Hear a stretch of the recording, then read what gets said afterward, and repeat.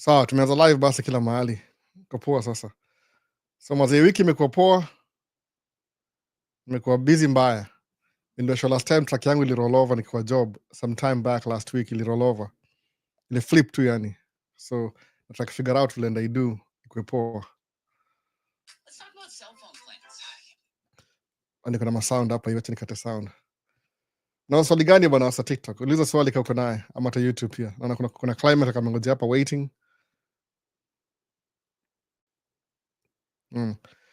Nimekuwa na story gani?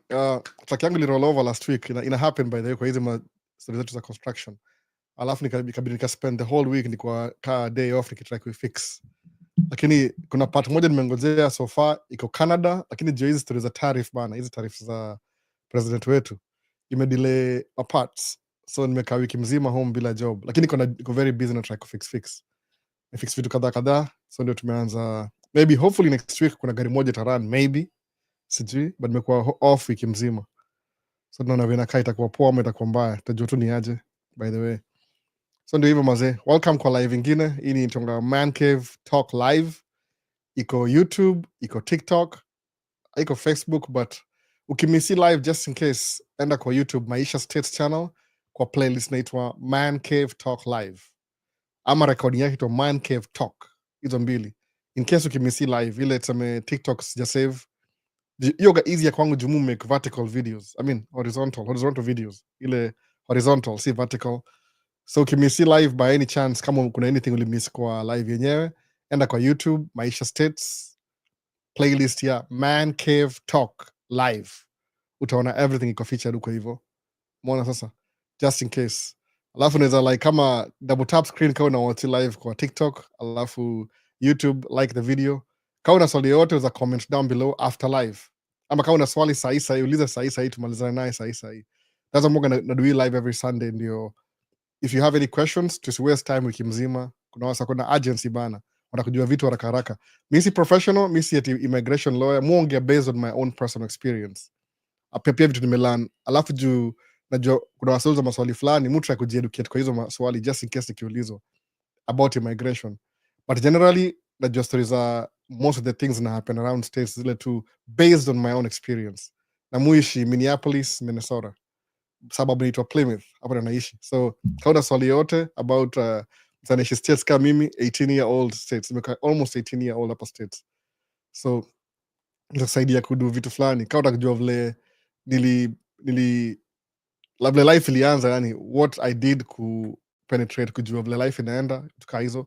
So na ile based on my experience, nasaidia wewe reflect, uone I can move things this way, alafu vitu zi work out. Umeona? Sasa uli win green card ukiwa how old? Karanja hata sikumbuki bana, ilikuwa 18 years ago, 19 years ago, ama 20 years ago ndio win green card. That's why Morgan advocate, ili kuna sometime nikianza hii channel nilianza kama na stories za, nilikuwa naongea tu stories za business na philosophy na religion, basically vitu mob sana, lakini over time kapata one of the most asked questions, ulikamaje states? Nikaambia wase mimi nikam na green card, nilifill up green card, nika hivyo tu. That's what got me here. Hakuna kitu ni do, by the way, hakuna kitu ati anything interesting. That's it, plain and simple. Niliwin green card kama 20 years ago, ilikuwa 2006 I think, ama 5 ama 6, one of those. Juu nitoka Kenya 2007, February 2007, mpaka leo sijairudi, lakini that's what it is. Naona everything iko based on my personal experience. So ukiona kama I don't meet your expectations, kuna ma YouTuber wengi sana au do hizi vitu, naweza enda ucheki kama mtu mmoja personally, Kenyan American home akona vast resources za hizi stories za nini za immigration. Yale kama student, so hiyo ni perspective nyingine pia ako naye. Aza kwambia kuna wase umuwatch, of course, msema just in case uko najua Kenyan American home. Alafu mambo ya tracking, kuna wase kadhaa tracking ni vile watu focus na content creation, si ile end ya this is how the business works. Naona Mutra could do the opposite. Mutra could do this is how the business works, first priority, alafu content ni kidogo tu. That's the difference. So naona maswali zimekam YouTube, kuna wasaniza YouTube moga ukiuliza swali na sababu natumia software na list kwa screen. Naona kuna Kinga Kirura anasema vipi bro, nimesahau climate akanangojea climate KE. Nani yuko hapa hivi? Kuna B32, pole bro. mambo ya track ishakuwa, by the way. Track iko almost, iko tuseme 80% done. Vitu zile zinahitajika kwa track ni vitu they don't stop it from moving. Ni ile system ile ya kudump itonga wet kit. The notification that I never ignore. Johnson Kamau. Karibu mazee, nashukuru sana mazee, nashukuru sana. Baadaye ni kama mood hivyo juu I'm having a conversation na nyinyi. Sasa sijai switch channel kwa Kizungu. Somebody suggested switch kwa Kizungu, lakini sema if I started something kwa Kiswahili wacha ibaki tu hivyo sheng. Sababu kuna vitu naweza share na vitu karibu ni Kingoso kusema hiki kitu. I can get away na vitu mob za kisheng than Kingoso. Kingoso nikosha shut down kitambo sana. Just sometimes monge vitu a little bit controversial. Alafu kuna vitu kama za business ile sifai kuambia watu directly, but muzi sema tu anyway. By the way, sikudanganyi, usiteki business kama advice, business kama joke. Nawapatia kama numbers if you want to know the numbers, just in case. Si kila mtu atadu tracking, juu tracking hiyo ni kitu kama it's not for everybody, ni mtu ule una choose kwa sababu ni hustle, ni self employment. Mjua nikigusia mambo ya business ni hivi. Ukianza business in the beginning, you'll put so much hours into building your business in the beginning, initially. Like ile ni hard in the beginning, alafu ina get easier later. Kama ni dere utaanza easy in the beginning because when ni dere au na responsibilities, alafu itakuwa tu hard later ukiongeza familia. So hiyo everything ni hard, lazima work hard. Hiyo ndio ni teach ku approach life in a different way. So mwoga na ile kama kuna wado tumia ni nini? Si nitongaje, kuna pragmatic na kuna sasa hiyo naangusha vitu hapo chini. Nimesahau hiyo jina. Basically mwoga anasema hivi, acha tuseme tu simply. Na try to solve problem. Anything in any challenge, come head on, I try to solve. If I don't have money, I make more money. Kama sina insurance, I try to insurance. Yani mwoga always just trying to solve problems on a daily basis. Tuendelee kwa maswali. Sitaki kubonga sana niwache nyuma. So kuna Taijina samaje, I continue enlightening. French Legion open to all foreign salary, £1,600 French, not required. Asema kuna opportunity kama kwa Kenya, if you want to join the French Legion, I think in the army or something, open to all foreigners, salary yake ni £1,600 French, not requirement. Try your luck. They don't issue visas, just arrive in EU and the rest is easy. Masikia vile nimesema hivyo? Unaingia tu EU alafu unaingia French Legion. If you really want to be uenda kuishi France. I think they need African soldiers ndio watumie kuja kufight Africa tena, but that's besides the point. Opportunity by the way, opportunity. Sometimes kuna wase anyway, enda hiyo ni Taijina yasema hivyo, kama una kuingia French Army Legion, that's what you do. Umeona? After listening to a number of Kenyan immigrants, many recommend tracking since there is freedom. Ryan K. Yeah, kitu kama hiyo tracking ni kuna vitu zile kama wewe ni mtu immigrant toka huko Mexico, wengi wao au duka mafama au kama ranch au kama construction, hizo ni vitu zao. Kwa nini? Hiyo ndio wamepenya hiyo story. Na construction ni poa sana by the way, ni very good. Hiyo lipa fit sana pia. Minimum ni $40 an hour, ni do mob, but ni ile temporary work. Haiko throughout the year. Ni kama uko when hireling hiyo jina. Kuna hireling ni mtu wa kibarua. Hiyo ndio jina kibarua, hireling. You're paid every day, hireling. Hiyo ndio construction, si permanent. So umesemaje? Taijina anasema kumbuka kuna French Legion, salary ni £1,600 a month, no visa required, just arrive in the EU, the rest is easy. By the way, opportunity mob hizo ziko hidden, azikuange ziko nini, asemaje, swipe to try engaging. Okay, sasa nimedu nini? Sasa wamechange TikTok kidogo. So you don't dwell much on immigration, sio Kinga Kirari, si vile inile tu mugo ile basics kama mi si expert by the way, honestly speaking. Watu wengi immigration, there's a lawyer nimetumia for a very long time, jina yake ni Anastasia, yeye ni immigration lawyer. So musamangaje, I don't really have to think. I just pay her to help me. Sabu ni lawyer, you're gonna up-to-date information. Nimu recommend. Don't do things by yourself. No. Asamaje, encourage more viewers to share. Share the live. Just got a number 2 gift. Okay, sasa sijui nasemaje. Mtu ameuliza swali gani hapa hivi? Kenyans, after listening to encourage more viewers. Where are you, sir? Oyugi? Niko Minneapolis, Minnesota. Nimesema poa? Minneapolis, Minnesota. Let me pronounce kabisa, understand Oyugi. If you understand, I'm in Minneapolis, suburb inaitwa Plymouth. Naona kitu kaa hiyo suburb. So you don't dwell much on immigration, sio? Si vile sana, by the way. Mu uliza lawyer kama kuna any problem, na uliza lawyer kwa sababu rules will change. Unapata kuna ile Congress level legislature ina change, lakini kuna zile small changes kama priority ya President Trump ni ku deport ma immigrants wale walikuja hapa illegally, so unapata immigration itaswitch kidogo, alafu pia amefire most of the whole department, ame downsize number, meaning immigration process will take longer. Kwa nini? Wako understaffed, sawa.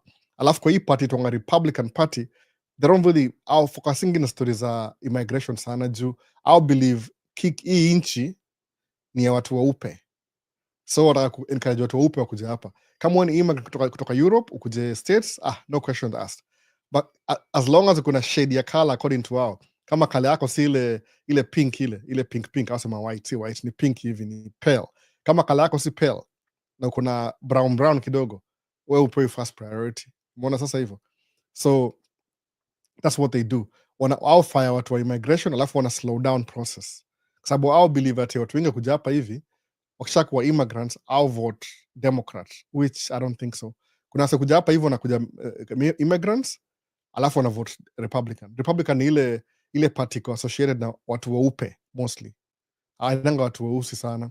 I'm interested in tracking job and live in Europe. Is it possible to come with a work visa? Yani nimeangalia all my resources, ni kama impossible because you CDL tracking iko very regulated in America, very ni federal level ile security. Kama mimi yani iko very background check kila kitu, so they prefer unaishi hapa kwanza before uingie. Hiyo kama kutoka out of the country ni almost impossible, sababu kuna so many loopholes, lazima ama red tape, lazima uruke ndio ukam kama employee. Hata they don't even want to hire you kama uishi hapa, they need an American citizen, sababu unajua tracking ndio one of the most crucial backbone ya economy America. Everything you come na track, everything.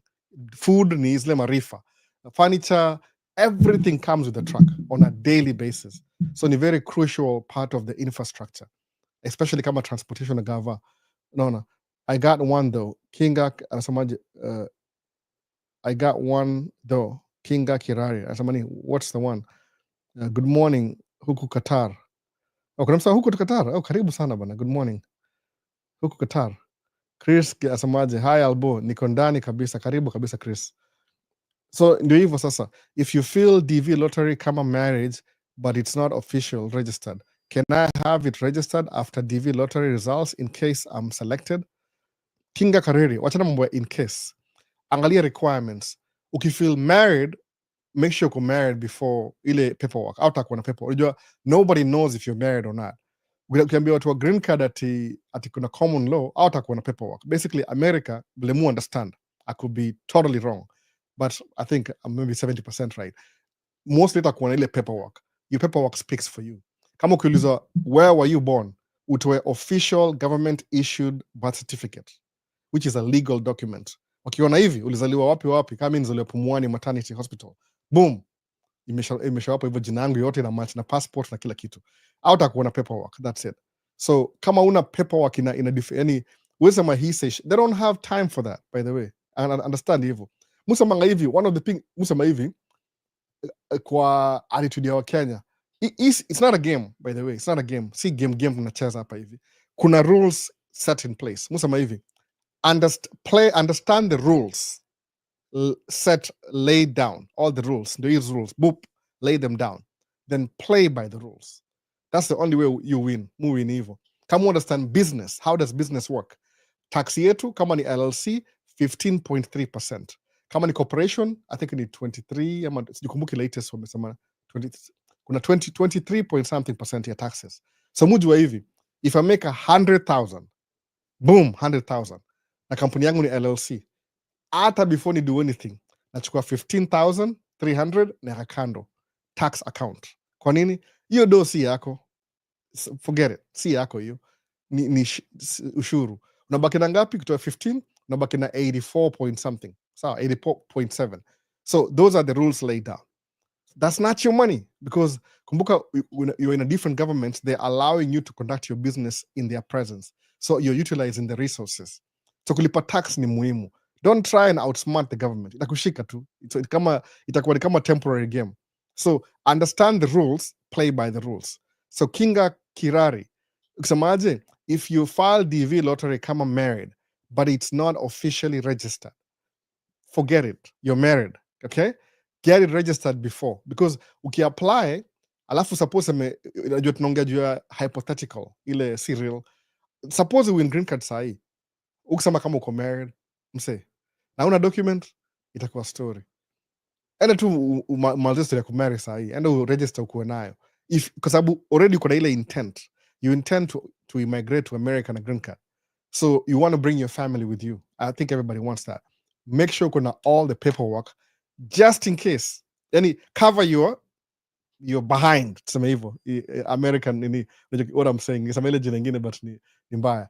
Cover your base, hii side ingine, cover this side, useme sawa, I've covered this side, so that when something happens, you're on the right side of things. Isikuwa ati you're the one seeking for this thing alafu uko deficient.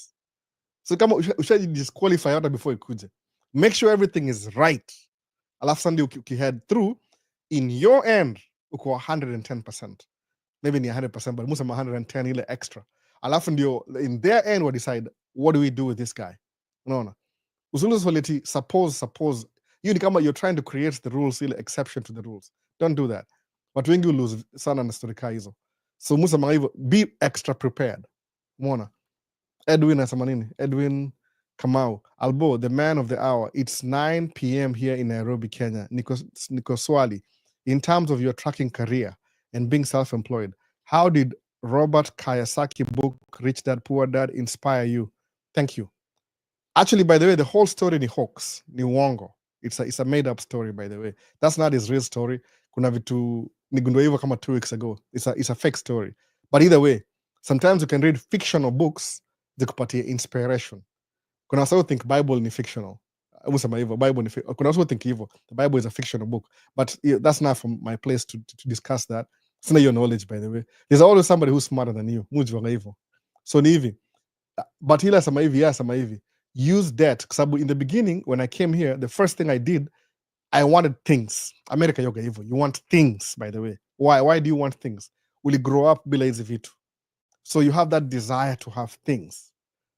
So because I wanted things so bad, thinking that having things, it'll fulfill my emptiness of my soul. Kuna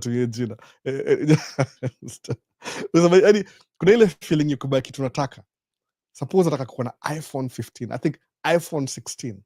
Alafu sema, man, I wish I had an iPhone 16.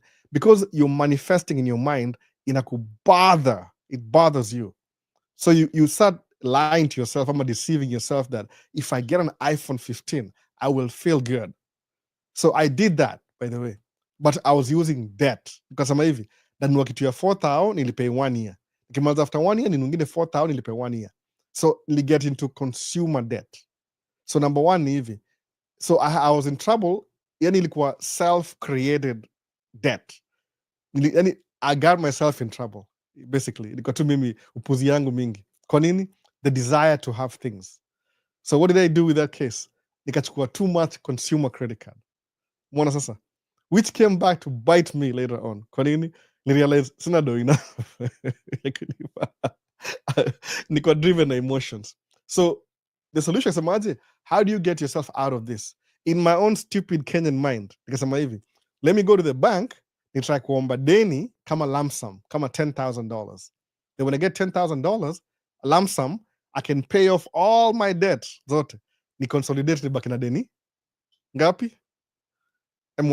Moja. No, moja hivi. Hivyo tu. What happened? Nikaenda kwa bank. Kwa bank pata kumbe, nika realize pretty quickly ujinga yangu, when you're in debt, kuna something inaitwa credit score hapa America. Ni kama a social credit system. Yani you're based on how keep score on how fast or how efficient you pay your debt. So kuna niliongea juu hii a couple of man cave ago, 5 ago something. Ningeka hiyo chat hapa nikumbuke kwa sababu I didn't know I was going to talk about it again. So nika realize hivi, if you don't pay your debt in time, your credit score ina reduce. So when you need more loan, unakuwa high risk. So they won't give you a loan. Chances are you're going to be rejected. Nikaona, oh, snap. What do I do now? Nikaran into somebody called aitwa Dave Ramsey, Financial Peace University. Hiyo ndio kama shule yake. Alafu itonga Total Money Makeover ndio book yake. So you can read that book and it won't make sense to you, by the way. But mimi personally, it makes sense to me. Kwa nini? I guarantee kuja States, the same thing I went through. Jini mimi nikuwa pure organic. Excuse Kenya, kienyeji. Mimi nikuwa Mkenya kienyeji. Na kugarantii Mkenya kienyeji kuja hapa States, you'll make the same mistakes I made. Default, ile Mkenya default. Umeona? Kama ni Guru Channel, unaona Guru Channel hapa, Guru Channel. Akuja hapa Guru Channel, juu ni photographer, ataenda kwa Best Buy, aone Best Buy inauza makamera. Oh, Best Buy, nice. Aende kwa ile kama hapa kuna hizi kuna West Side, ni kama camera store, kuna B&H online. When the online wanasema, okay, I've always wanted a Sony A7 V. In a come maybe next week, brand new camera Sony. Okay, I need like the trio lens kituka hiyo. Lens ni gani? Naona Guru Channel. Lens ni gani? Nataka zoom lens 70 to 200. Nataka ile medium range 24 ama 20 to 105 ama 24 to 70. Nataka ile wide angle 16 to 24 ama to 35. Umeona sasa? Uambue hizo lens zote trio za Sony for example, G Master ni kama $9,000. Haya, camera, the one you want, ni kama A7R5, ni kama 4,000 hivi. Useme, who cares? I'm a photographer anyway. I'll pay that back. Alafu uchukue lens tatu na uchukue camera. Boop, oh, by the way, ujanunua memory. Memory nini? It's 2,000. When you swipe credit card, because you're given credit, ubuy some, have debt ya 15,000. If you're not making money, na hizo makamera umenunua na lenses, mse wangu utakula ngumu. Itakuwa consumer debt. But if, for example, when you're wedding photographer, next week upate contract, wedding moja ya 3,000. And the following 3,000. That 3,000. Mbona sasa? The end will justify the means. Kind of makes sense. So now the thing will invest kununua hizo equipment, it's paying for itself. So watu wengi kwangi hivyo, nile desire. Nda kudrive Range Rover. Aujua Range Rover is one of the worst cars to nunua. Kwa nini? Resale value, very low. Depreciation, very low. Ile maintenance issue, I don't know, brand new na replication. But it looks good. You're gonna start as simple. You're not buying the car. Range Rover ni BMW, by the way. Kaujui. So you'll make that mistake by default. I guarantee. Kama Mkenya. Unless umekuwa kama ukiwatch Maisha States, umeland from my example, you probably, utaskip. Naitongaje ile, skip to my loo. Utaskip kila kitu upate, mimi najua. Albo alimake mistake, I don't want to make that mistake. Utakuwa more aware. Mimi sikuwa na hiyo awareness. YouTube is not a big thing then. That's what I'm trying to say. Utaskip process. So ukianza kusoma kama Robert Kiyosaki, after shamaliza story ya Dave Ramsey, juu semangaje kuna ile 7 baby steps. Siwezi go through side any different topic, but go look it up. Hata enda kwa Google 7 baby steps, uangalie. Pay your debt, save, use cash, have a budget, blah blah blah, kila kitu. Utaona what's the next step. Mimi maskini, what do I do? Au sama nilianza hivi tracking na track mzee. Ubaya track mzee ni hivi. The most valuable resource ni time, by the way. The most valuable resource ni time. See money, see energy, ni time. Kwa nini? When you're old, when you're young, what do you use mostly? Ukikuwa young, you have time, you have energy, but you don't have money. No. Ifikiria kitu kama kuna wase udrong hizi vitu mahali. When you start working ile the prime of your life, prime. Ile ushamaliza shule unadu job. You have money, you have energy, but you don't have time. Kwa nini? You're busy exchanging your time for money and use the energy to inakuwa energy ndio ile inakuwa propel to make money. I mean, you're selling your time using your energy to make you money. Sawa. What happens when you're old? You have time, you have money, but you don't have energy. Kwa nini? Uli-use yote kwa prime ya life yako. So hiyo ni kama a cycle of life, 1, 2 and 3. Kumbuka hivyo yote hivyo sasa. So what do? Una leverage How do you leverage?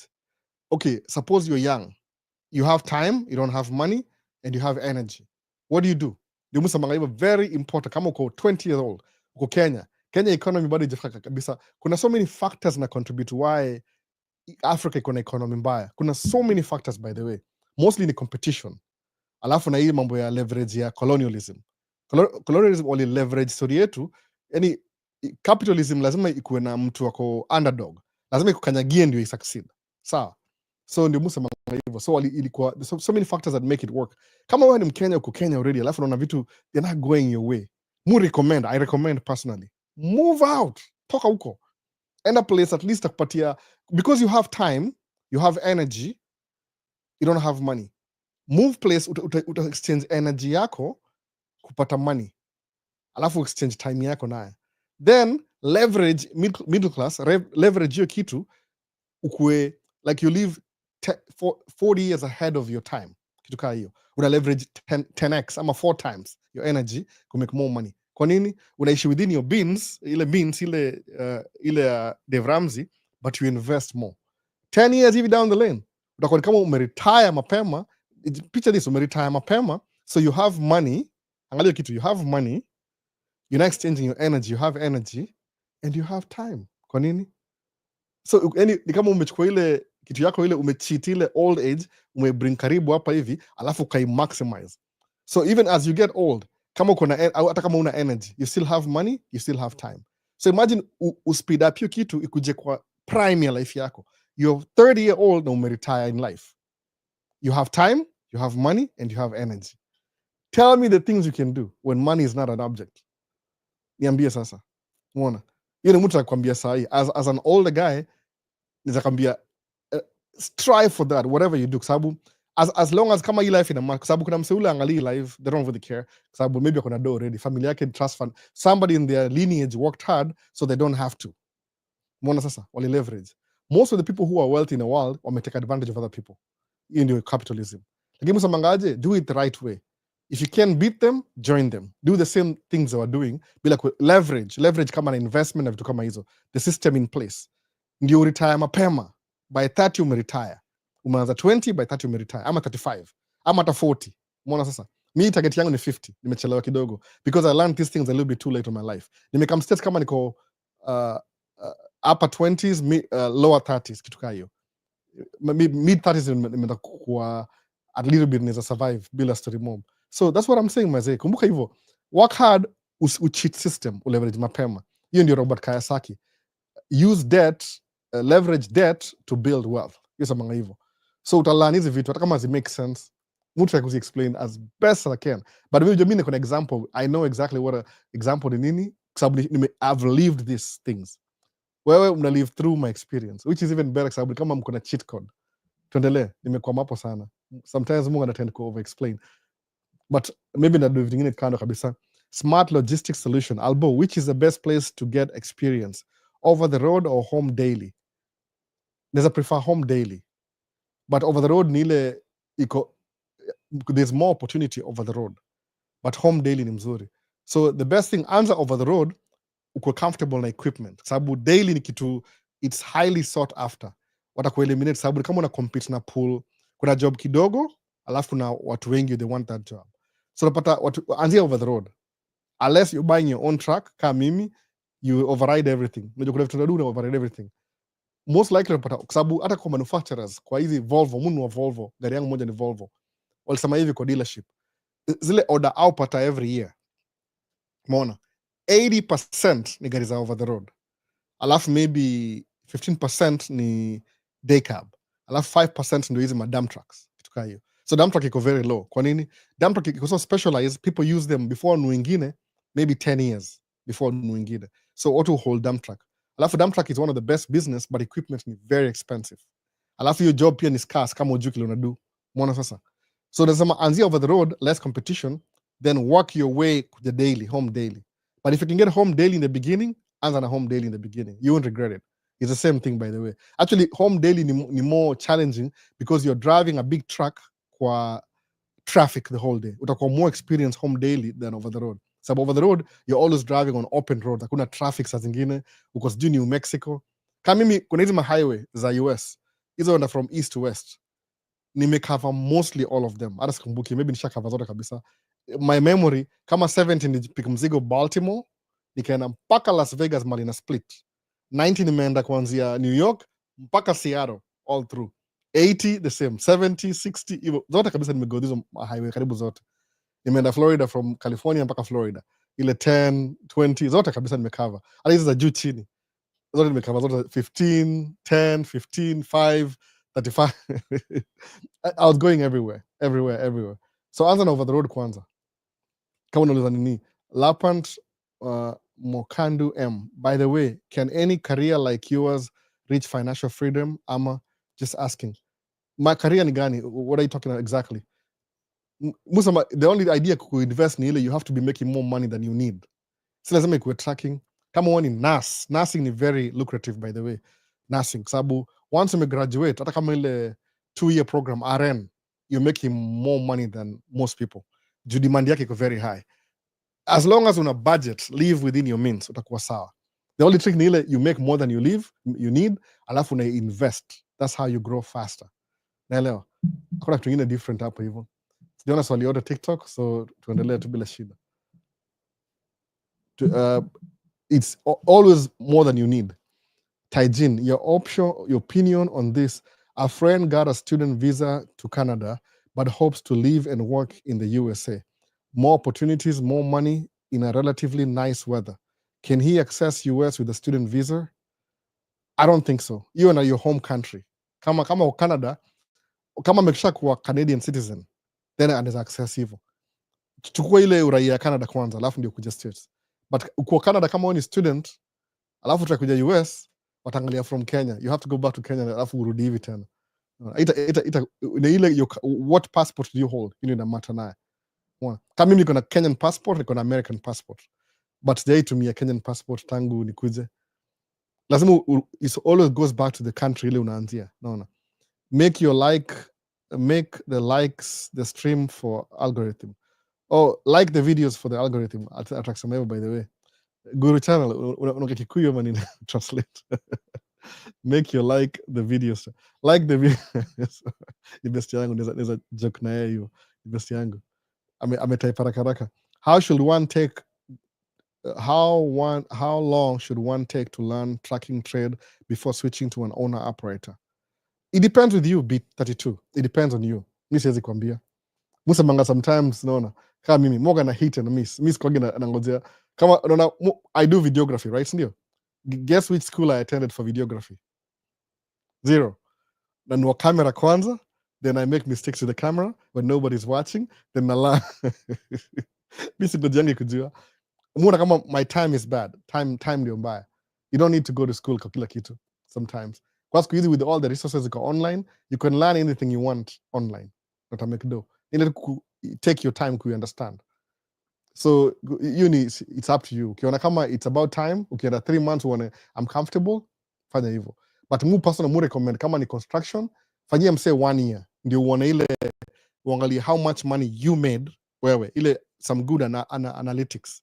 Fanya 1 year, compare income yako, sema this is how much I made as a driver. So kuja uangalie how much the guy made the whole year. Alafu anapiga hesabu zako, kama ina make sense, switch over. Umeona? Mu recommend hivi. Hizi ma moves zote una make kama uko single uko sawa. If you're married, make sure at least your spouse, naongea spouse, juu inaweza kuwa male or female. Your spouse akona job, ile mko na stability. Don't just make drastic move ni kama una mimi na watoi. These things I can't do. Umeona? Ni kwa offer niende ku California kulan nini kukua ni do movie na mse fulani producer. Ubaya ni ile I have a family. Niko na responsibilities. So kasema I wish this happened when I was younger. But when I was young and energetic, I didn't have any money, sikuwa States, niko Kenya. So opportunity ndio hiyo. Tracking ile tu, it's my personal example. You can do whatever you want, by the way. So lazima ikuwe tracking. Ile tu, I can't speak of nursing, sababu mimi mwenyewe si nurse. Mnapata tu nurse awaambie. Mimi si I can't even do nursing. I don't think I'm that good at that. Kuna vitu gani si zangu. I miss anything hapa? Hakuna. What can you say about retrogression? The visa bulletin has not moved since September. visa bulletin has not moved. I don't know. Reina, I don't really know. Honestly, I don't know. Sometimes nimesema hivi in the beginning TikTok, maybe you could get my point. I'm not a professional, meaning get based on my experience. So I don't know. If something that does not concern me, siwezi kuwa najua sana hivyo. I have to ask. Unge approach some ask. Me see immigration lawyer, by the way. People go to school for these things to keep up to date. I don't know the regression your visa. I wouldn't really tell you. Because I'm not really a big news buff. The only thing more like news ni weather, by the way. My main thing ni weather. As long as I know if it's gonna rain or snow, that's it. Hizi zingine kwa sababu najonga news yoga na too much propaganda. Kwa nini? Kama yani kama tuseme conservative news, ile au jita conservative. Fox News hapa US na Newsmax, Republican News. Au sell propaganda peke yake. Yani it's propaganda. Kwa nini? They own the stations. Ukiangalia who owns Fox News? It's about money, the capitalism. So they'll tell you what you want to hear or what you're supposed to hear. Ukiangalia Democrats, liberal media, same thing. They'll tell you what you want to hear. Outrage kwa sababu nini? Ni ile the currency ni attention. They want your attention. So hiyo ndio muhimu sana. So msamangaje, I'm very picky. Kama sasa kuna last week kuna news ilifanyika hivi. Kulikuwa na Donald Trump amekaa kwa kiti, alafu Elon Musk kwa Oval Office na mtoi wake ule itoka X, sijui itoka X ama nini. Ule mtoi ule mdogo. So huyo mtoi aliambia Trump, you're not the president. You should get out of here something. I didn't take it seriously. I thought it was a joke. I think I watched TEDx. I'm like, wait a minute. The kid aliambia the president of America that? Wow. Yani, you're not even supposed to bring your kid to work. Sabini official business. Meaning there's something that Elon Musk alifanya that makes him have leverage over Trump. Mona. Sabu, that's not something you tell the president. Come on. No. Which means that mtu yeye anajua sababu watu wengi wanajuanga hivi, if the kid, a 4-year-old said something, hiyo si akili yake, amesikia mtu mwingine akisema already. Mona sasa. Aliongea hivyo by the way. I'm pretty sure watu wa Kenya mkuona hiyo news. Unless uliona hiyo news online. Kwa nini? America you clean up story hizo. Amwezi iona hiyo. Itakuwa cleaned up. Unless mliona by the way. Online mtaona. Mainstream amtaiona. Ita clean up. Watai try clean up. So ukisema una watch news, naongea tu juu example ya news, utapata iko biased in a way. It's always biased depending who owns what. So Mungu ana focus na weather peke yake. Kwa nini? Weather ni muhimu kwangu. So do job na construction, so we are always out there the whole day. I want to know, is it raining? Is it snowing? Is it cold? Kama the reason why my truck tipped over, by the way, ni because ya weather. Kulikuwa na 40 miles an hour winds, temperature ilikuwa below zero. So combine the two recipes. Niko na mchanga ya maji, ni pond, chini ni maji. So by the time kwa job site, ime freeze, ni ice. Only half an hour ime freeze already. Nikidump, ili dump the whole truck. Kwa nini hiyo weight ili shift to one side. If I knew better, ningedu vitu fulani, ningedu, by the way, hakuna jikitu ningedu, by the way, there's nothing I could have done. Ilikuwa, lazima inge happen, ndio sawa watu wajue ni dangerous. So mimi nilikuwa guinea pig for the day. After I tipped over, then they started being more careful. So I was a guinea pig. It may cost how much so far? The first checkup ya truck ilikuwa 2500. Alafu nikaenda nini? 2500. Towing ilikuwa 1000, 2500. Nimespenda karibu 7000 so far by the way. $7,000 kurestore truck yangu. Hata sijamaliza, kuna maybe 500 to left, maybe 8000 by the time namaliza. But the business expense, what do you do? The business expense. It's things that happen in business. Nasema, wow, $8,000. Nimetumia account ya business. That's not my personal account, the business. Ni hasara, but if I need the truck to keep moving, I have to spend that money. So the whole week, spend just less than 2 weeks, spend $8,000 to restore truck back to original. Sababu parts ilikuwa 1000, towing ilikuwa 1000, the first dealership ilikuwa 2500, alafu the next ilikuwa 500, yani ime add up. Ni kama by the time namaliza ilikuwa labda 10,000. But that happens. It's just part of business. Mona. Sasa albo nilini uko free ni call tupige story Elitewall. During last week singeshika simu yote. Niko very busy. Niko freeze because I couldn't feel my face, by the way. Sababu kuna vitu nasema hivi, if I can fix something myself, let me save myself some money. Napata time, maybe next week nitakuwa free. I don't know, but it's still freezing temperatures. I don't want to work until it warm up. Sahi, nimesema I can't take the risk anymore. That drive maybe dump truck, but see side dump. I don't want to work. Niko na bad feeling about it because I made all the money, nime lose all the money ile nime make yote from January. So that's terrible. So the government and Asara, no. But it happens. It happens. You can always make money. You can't get back time in your difference. So they get time too, by the way. They get time. Bado na nini Gideon Lerioka, hey Albo, ndio kuingia maze. Karibu Gideon. Nimeona message zako kadhaa. Josiah Nzioki, hi Albo, happy new year. So imezeeka track ama sijui nini imezeeka. How about ile story ya Denmark, wanataka kubuy one of the states from Trump, ama ni story ya jaba? You never know. Unajua Trump yeye anaongea tu, but then he's very serious. He's not joking, he's very serious. Unajua Trump yeye kama yeye ni king, yani difference yake unajua kama yeye ndio CEO wa kampuni yake, amezoea kusema something and ina happen. So kimbring kwa any point of leadership, just ile the way amezoea yeye kama yeye ni king, ni kama yeye ni CEO. Yes, he's not an employee, ni kama yeye ni CEO. Hiyo ndio difference sasa. So it could be very serious. He just wants that. Kwa nini? Yana angalia kama business opportunity. I'm growing my business. I understand, by the way.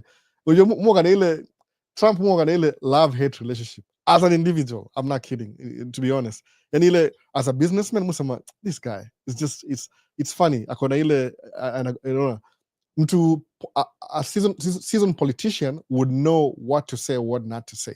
Sababu storia kama Gaza, ati you're gonna build hotels in Gaza. Do you know when that thing was proposed? Gaza. 2007, by the way. They were thinking about that 2007. Sababu samaje, kama kuna war, let's go take over Gaza to build mahoteli. Isikuwe war zone anymore. Ikuwe business. As a business, it's a good idea, but in humanitarian government time, it'll bring conflicts because you are ethnic cleansing people from their homeland. Naelewa sasa. So kuna too many, but that's not my job to deal with. It's true, it's been in the books.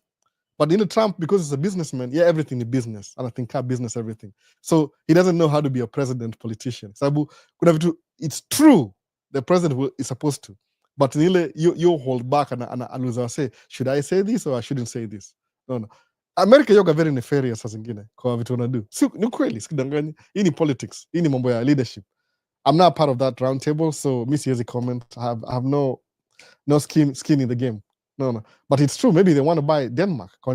Maybe in military post. If they buy it, there's things they can do that will make them more lucrative. Come on, why do you think America gives aid? Aid or mission, government efficiency. Kuna vitu mob zinaendelea, by the way, politics. But do you want to waste your time following up with everything? Musa Mangaivi, in my own personal opinion, please don't do that. Focus na wewe. Use your time to build wewe mwenyewe. Self. Sabu, if you build yourself well enough, alafu kumdosi, then you have energy, you have time. Na nini ingine? You have energy, you have time. Nimesahau moja na saa ingine. Kuna energy, kuna time, and you have money. Exactly. You have time, energy, and money. Guess what's going to happen? Utakuwa na time ya kuingia politics. Kwa nini? Because you have time to do that. You'll be buying politicians. Unakuwa chess now, whatever you want for fun even. No. But maybe he's right. It's ni kweli kabisa, by the way. He wants to buy it for their own reasons. Mambo ya kelele, kama wewe si stakeholder, you don't even know what you're doing. Maybe they'll sell it. Are you also giving away books? I don't. Which book do you want me to give you? But the problem is shipping ndio shida. If you want me to send you something, nipatie physical address. Juu kuna last year nitumia mtu books 2 ajaipata mpaka leo. They just got lost. I think sijui ilirudi. I don't know what happened. Liko nani nimesahau jina yake. Nimtumia books 2 ajaipata. The only person get book nituma hata kuniuliza ni mtu wa soka kwa Nakuru. Nimtumia package. Okay, anajijua story mob. Yeye nituma na state duka, wakampigia simu ika arrive. Lakini saa hii I'm not really spending a lot of money. Ile sina pesa yangu, YouTube hailipi sana. Saa hii tangu Christmas views imedrop. So check YouTube iflow sana. The only money I can use for my social media ni ile the money social media makes. Sisi kama understand, by the way. I mean, there's ambia in a few minutes. My business, every income, expense, I have to account for it. So if I need to send you money, has to be my money, mimi, ile what I've earned, ile after tax. Business imemake imenilipa, then I send you money. The problem muishi na budget. No. Budget yangu ni ya familia. There's a structure mufanya hivyo. Musema, I pay myself enough to run my family. That's it. Sinanga extra. Hata ile extra nilikuwa nayo last year, 1,000 kubuy my camera, I don't have that anymore. So lazima I have to make money before I give you my money that I make. But the business money ni business money. So the money mu give away ni ya YouTube. Kwa nini? YouTube makes money, I give away to the YouTubers. So mu depend na hiyo pesa ya YouTube. If I've ever sent you money, na wewe ni subscriber, hiyo ni check ya YouTube, by the way. See personal, see business. Because if you want me to give you my money, you have to be my kid. I'm a familia. Because I'm trying to grow the business, I don't pay myself. Nobody will do that. It's part of budgeting, by the way. Who would nani anaweza social media side? Niambia wewe mwenyewe ingia social media side, you start giving away your personal money. You can't do that. Itakuwa sustainable. Sababu social media ni kitu you make do after a long time. You'll invest. Kama ugundua hivi, check za YouTube hizo wangapoa around holidays, kama Christmas, when people are watching more. But mood your views will drop. Halafu kizi mesema priority. If I have something very important, ni poa ni post once a week, kama live once a week, because I'll get my message across. Kama ni manini. During the week itakuwa very slow, sababu people are busy working. Mbona sasa? So if you want a specific book, labda tuko na arrangement, ungeniambia kwa live, ungeniambia kwa personal, free mind. I need this book. Alafu nitafute ni buy, ni kuwe nayo. Alafu nitume. But ile if it costs me time and money, haitakuwa easy ku execute. Kama sasa I'm focused on one thing. Tracks zangu 2 ziko down, by the way. Na hiyo moja ile iko na jina ya wife, kuna vitu yani haiwezi do job kwa baridi juu haina ile system ya hitbox. We should have done that last year, but ilikuwa busy na run na dere. Alafu by the time dere alimaliza, we were not sure kama kazi iko ama hakuna. Paka sema we could have just done it anyway. So sasa I'm trying to get my tracks back to the road. Na hiyo ni expense ya business. I'm the authorized ni CEO. Mimi niko authorized ku sign checks za business. But hizo I don't pay myself. Mimi sitaki kuwa corrupt kwa business yangu. I'm not a corrupt CEO. So pesa business ni business. Unless you make me money, you come and work for me, then I'll pay you.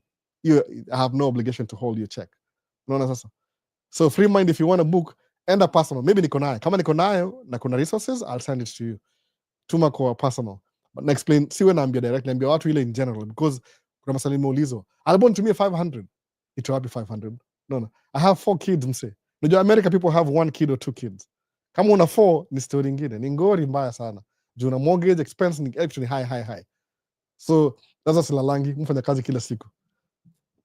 Kaime make sense. But niambie kwa nini. I don't just give away books. Mi set na hiyo unlimited resources. The reason why kuna wasa wanangoja bado natumia check ya passport is because YouTube ijanilipa bado. Ni mambo na budgeting. If my videos zingekuwa more polarizing and I will make more money, maybe nitakuwa too selfish to send. But I don't think so. If I get more views, I'll help more people, basically. But either way, nikuwa na 20,000 subscribers, for example, I'll have more people asking me for money. That's what I believe. So mse mara ni point na grow tu pole pole. Juna dila wale wasako hapa already. Do once umpata passport. You don't have to go get the passport the second time. Labda unapata ingine ya Canada ama ya America ama ya Europe kwa wanapatiana. Naona Chris Kuruma ama nimesema Qiruma. Sitaki kuharibu jina lako bana. Niaje? Niko poa kabisa. Tuendelee. Sioni kitu yote TikTok, swali ineni na scroll poa, sioni kitu yote come. They want to buy Greenland, which was Denmark colony. Sikia, hata si yao. It was a Denmark colony, alafu they want to buy. Anyway, people you're funny sana. Naona. Nilisikia kuna South Africa, Trump amesema slow down immigration. After 1 week amesema executive order slow down immigration. Some by the way, immigration department, those South Africans, the Afrikaners, the white ones, speed up their process of the states. Speed up. So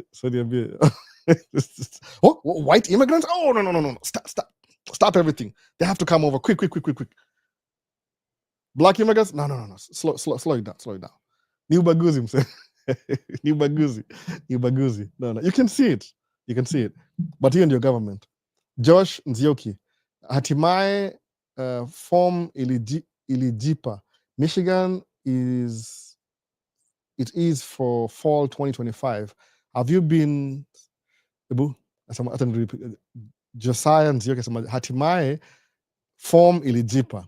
Michigan it is from fall 2025.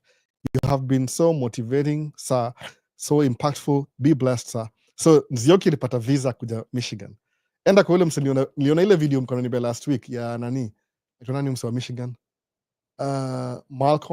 Arnold Malcolm kwa TikTok mostly. Ndio na video yake. Kumbe ni mse wa Michigan pia. Niliwatch ile Iko Nini podcast. sometime during the week, Tuesday, Wednesday, ndio what interview yake. Mulisikia vile alisema, by the way, sini tracker, mulisikia vile alisema. Anasema tu I wish I can clip video yake nikuje ni share hapa hivi. Ni vile mimi I don't do reaction videos. Maybe I should. Ni reaction na watu. But alisema the same thing musema kila saa. I was agreeing. Alisema wow, alisema same thing. Malcolm. Sijui kama ni dere ama na on track yake, I can't even tell. But alisema alikuwa ametravel. Alikuwa sijui Indonesia, alikuwa Middle East, alikuwa wapi, travel history. Akaenda sijui Angola, akaenda. By the time anakuja States kwa American Embassy, guess what? Akona history. Alipata tu visa. Sahii ako States, amekuwa States sijui 6 years or something. So many. Same thing, hata ule best yangu ule itonga Mato. Ule kwa TikTok. Pia the same thing. Alikuwa Middle East, akatravel, yani ukienda Middle East, you're making money, you're utilizing your time. Unaongeza ile degree ya acceptance. Because you don't have to tell me when I'm motivational, you're doing it already.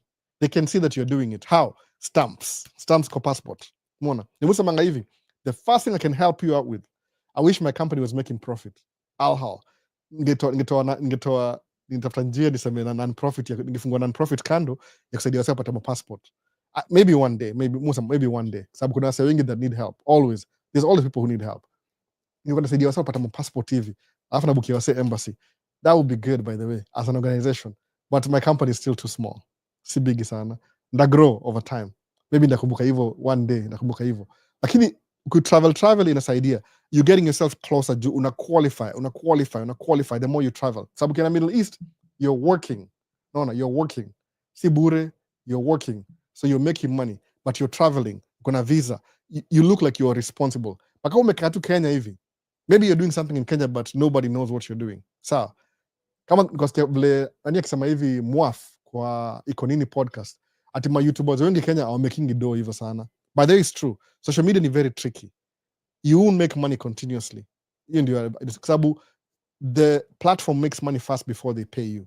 YouTube will always make money from you. Sababu every video you make, they'll run ads. No, it's a very good system. You give them free content, they make money from your free content. But wanapatia class, you have to prove to us that you have 4,000 watch hours and 1,000 subscribers before we start paying you a fraction of what we make from you anyway.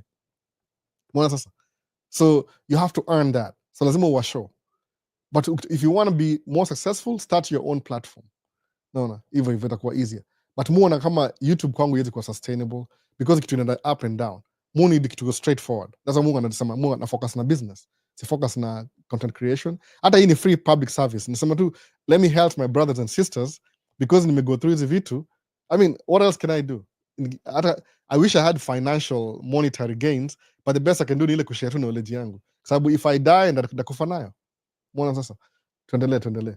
TikTok. Nataka kuwa equal, angalia both sides.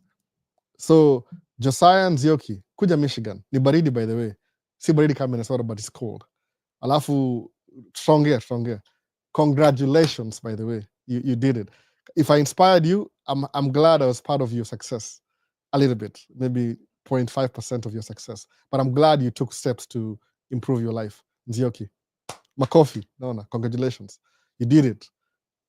Anajua kile anadu. Atakuwa poa. Watch him say, Josiah Nzioki, kumbuka hiyo jina. Kama tuona hii live tena 2 years from now. Atakuwa poa. No. Peter Njuguna. Hello, Albo. I'm about to relocate. How much will it cost for a trucking license and how long are the classes? 6,000. Kuja kwanza, Peter Njuguna. Kuja kwanza. Just come over. Kuna so many challenges. Kuja tu. Sutanitafuta ama ukifika hapo unanisahau utasema nishafika States. Maisha States kitu gani? Hata mimi ni Peter States. Kuja alafu tutaongea. Kuja hapa kwanza. Hata usiponiongelesha, by the way, utapata some help. Ni kama 6,000 but there's so much stuff in between before kuje. Wewe kuja kwanza. Unaona? Don't count your chickens ama your eggs before they hatch or something like that. Kitu hiyo. Kuja kwanza. Change view kidogo ya camera. Musahau. Sawa Peter, kuja kwanza, just come. Kuja kwanza. Alafu ndio tuone itakuwaje ukishafika hapa hivi. So Nomad 254, big up Amenia. Ule ni bro wangu small, by the way. Amenia. Mumwambia kwa specific na YouTube asikiangi. Sasa Albo, getting migrant visa kama DV lottery at a go ni very low chances. Je, ukiingia na non-immigrant to transit to migrant ndio unafanya no. Feasible kuliko DV lottery. VCAS. That's you procrastinating. Nasema hivyo. Whatever you're telling me iko worse kuliko the actual thing. Don't even do that. If you're coming as a non-immigrant visa, unakam kuvisit, unakam kuangalia opportunity. Ukiona iwak rudi mtaani. No. Each shong history before. The moment you try to craft, this is how I'm going to do things, you're dealing with a solid government laws. Utapenetrate hizo ukikam na akili yako, you probably end up losing. Wachana history yote. CDL, lazima ukuwe raia, citizen, or on your way to citizenship, which hapa itonga green card, when ni immigrant. Na immigrant, uko na probation ya 5 years before you can become a citizen. So, be on your best behavior. Usiluvunje law, especially na Trump. Kama uko na any jo watu wa ICE kuna quota, they have to arrest as many people as possible in a short time. So kama una crime na uko na green card, utarudishwa nyumbani haraka haraka. You just lost your opportunity. Know the rules, then play by the rules. Musamanga hivyo. Understand that your most important, invest. Understand rules, know the rules, then play by the rules. Mpaka succeed. Leverage hivyo. Useme ati I have my own ideas. Mtu anakuwa na ideas zake ni ile ushafika, when Elon Musk, when billionaire 400 billion worth, and the government contract anyway. Who cares? But I mean, I give him that as a businessman. Do whatever. No. I give him that. Yani mdosi sababu one of these biggest money you come kwa government, US government. Doesn't amingia politics. So if whatever he plays, if he loses, atalose. It's all or nothing kwa Elon Musk. Sababu akilose, atalose kabisa sababu people will now come for his businesses. SpaceX, Tesla, masubsidies na kila kitu. Gava lazima iko involve kwa citizen wake, by the way. Sometimes when forget Kenyan government, no. Owner up ni awesome. You get to determine your schedule. True and not true sometimes. No. Elon is one of the greatest con men. But he's a businessman. You can call him whatever you want, but every time you call him a con man, he's making 8 million a day from the government. So, alifika. No. What's everybody else doing? So, what's everybody else doing living like this? I'm going to go to the government. No. Kanini contracts zake mingi, what makes him money ni government contracts. So hiyo ndio bread and butter. So lazima protect hivyo. No. Lakini si ati ni smart. Hiyo mambo im smart, I don't really believe it. Ni ile tu kuwa na hiyo attitude. Like everybody's doing this and tu away kidogo. Extraordinary. Utakuwa above everybody else. No. Wanamwogopa sana ndio kuna do. He can do a lot of things. Umesahau ile tu akimtoa do ya gava atakuwa broke tena. Afikiri hivyo. DJ Whiskey ni aje? Niko poa mse ni aje? So immigrant. So Vikas, fanya hivyo. Angalia rules, then play by the rules. Until ukishafika ile highest level, then you can do whatever you want. Lakini sasa kama uko hapa chini, play by the rules mse. Kuna so many steps za kuvuka kwanza. Usikuwa na ideas. Ideas kama you're trying to like ile get rich quick. Hapana. Kuna hiyo ideology, get rich quick the right way. No. Usiende kama unaibaiba wase. Juu itakuwa very short lived, itakuwa dead end. Uta make so much money, then uingie jela. You spend 40 years in jail. Alafu by the time unatoka hata una hiyo nguvu anymore. Juu umechapwa kibao jela vibaya sana. Like, share and subscribe. Norman 254 nasema like, share and subscribe. Double tap kwa TikTok pia. Asking him if he was in Elon place, could he be accepting in a greatest con?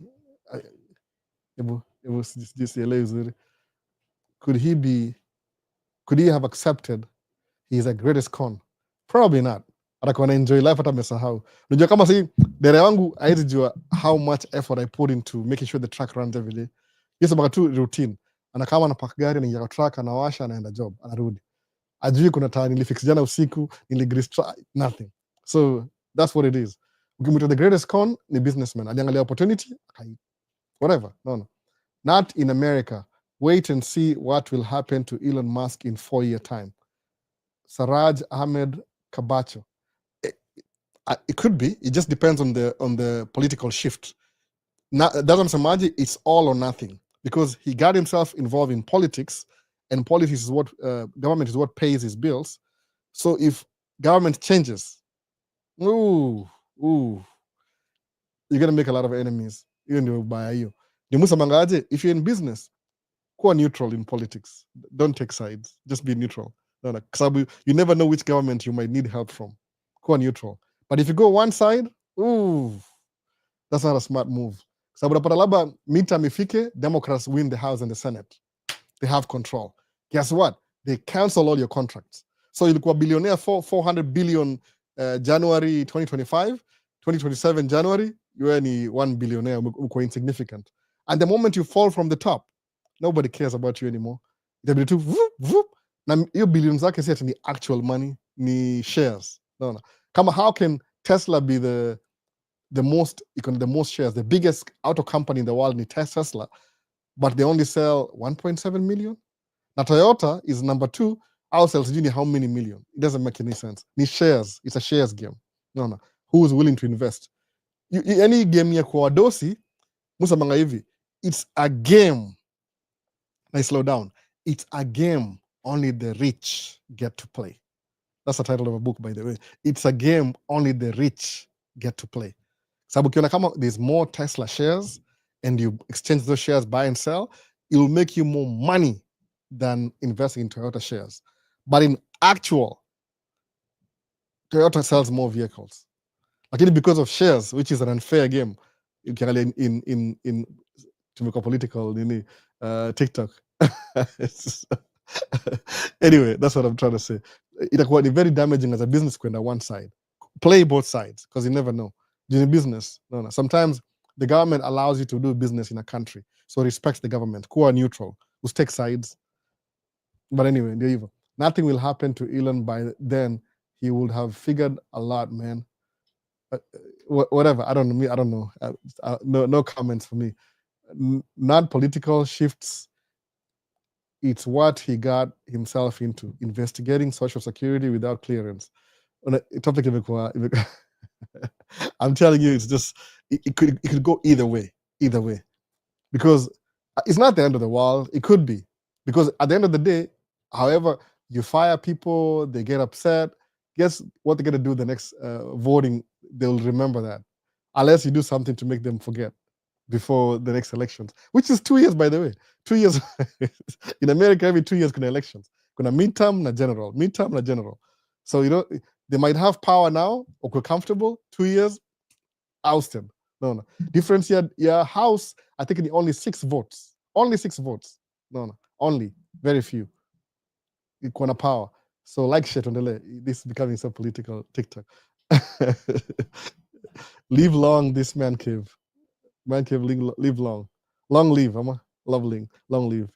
Live long ni kama Swahili translation. But naelewa. Salamu albo ni aje. Richie nakuona Richie ni aje bana. Unaendeleaje na job Richie? Chris, I applied DV with my wife and hypothetically we both win. Can we push both cases just in case ours? No. You only go once. Once umewin ni moja. Angalia hivi, what's gonna happen hivi? Your DV number ya kuwin, hiyo gana some numbers. It could be 000 17 000. Kama ni kitu, go with the one with the lowest number. Kwa nini? Sababu labda both of you can win, auchukua 55,000. So if your wife's number is 7,000 and yours is 23,000, go with your wife, sababu itakuwa lower number, itapewa more priority because iko lower. And pick and choose. It's only one. Choices ni only one, by the way. One choice. Mkienda tu mtakuwa disqualified, both of you. Do now inakaa kama fraud. No. Give that chance to somebody else. Nakoga hivyo. So Chris, si overthink his story. Mi niliapply to once, kajipata niko America. Didn't even know what I was doing. Nasema, what? Me? What? I dreamt. I wanted to come to America from 20-year-old, from high school. Skiwa hip hop. Mi niko mid. I'm actually officially mi Gen X. Mi ni Gen X. Si Gen Z, si Millennium. Mi ni Gen X. 70s born. Late 70s. So but by the time hip hop skiwa Tupac Shakur ilikuwa ndio prime kabisa. So nilikuwa naona mavideo sema, man, I want to be in America. This is so good. It looks so good. I really, really want to be in America. That's what it is. So eventually, I ended up in America. So, wow, okay, let me try and do music. Failed. Let me try and do DJ. Failed. Well, I gotta survive. I gotta eat. Go work in the factory. I hate this job. Who makes more money? Trucking. Yeah, it's a little bit more money. Okay, what if I got my own truck? More challenges. Eventually, trucking, family, kids. No, nikaendelea tu. Umepanga studio proper. Si vile. This is actually in the living room. This is just a living room, by the way. Living room. Ile tu kuna ini man cave. Kuna upper floor on your main floor, hapa ni basement. So I told my kids kuna rodents hapa hivi. So akujangi hapa anymore. They don't come here anymore. Wanaogopa ati tutafute exterminator. Au tonga exterminator. Clean. Kulikuwa na panya hapa, by the way. Ilikuwa cleaned up last year. When you moved to this house, I think the previous owner ilikuwa empty for so long, so ikatakuwa na unajua, you have to maintain your house. Una spray every summer, every spring una spray, every fall una spray to keep manage the rodents, hizi mapanya, ma ants, ma bees, vitu kaa hizo, so wasp. So haikuwa well maintained, but tulilipa mtu clean. So I haven't really seen any rats, any mouse anymore hapa hivi. Mice, I think ni mice. Tulisila all the holes likuwa huko. So hapa hivi this is a living room. Unaona hii couch, kuna couch hapa. It's a living room. I keep saying I'm going to show you, but it's so untidy. I can't even show you. It's embarrassing.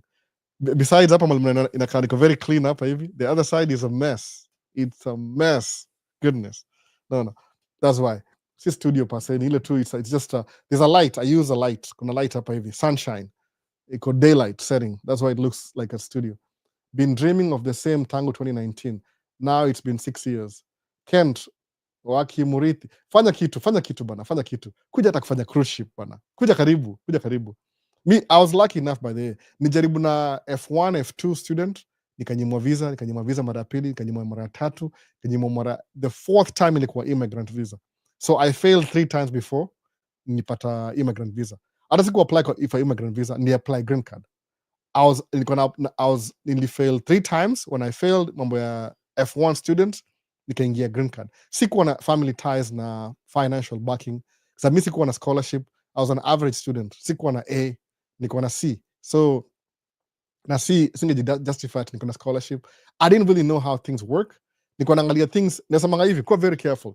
Don't look at things based on where you were. Like, oh, this is me. These are my limitations. So because I believe these are my limitations, I'll never be rich. I'll die poor.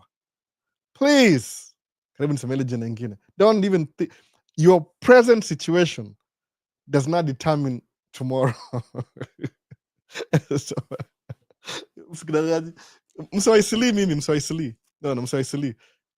I'm pretty much, I live a decent life. Ukweli kabisa. Mu live a decent life. I can afford eggs. Eggs need $12. I can afford eggs. I had eggs for breakfast.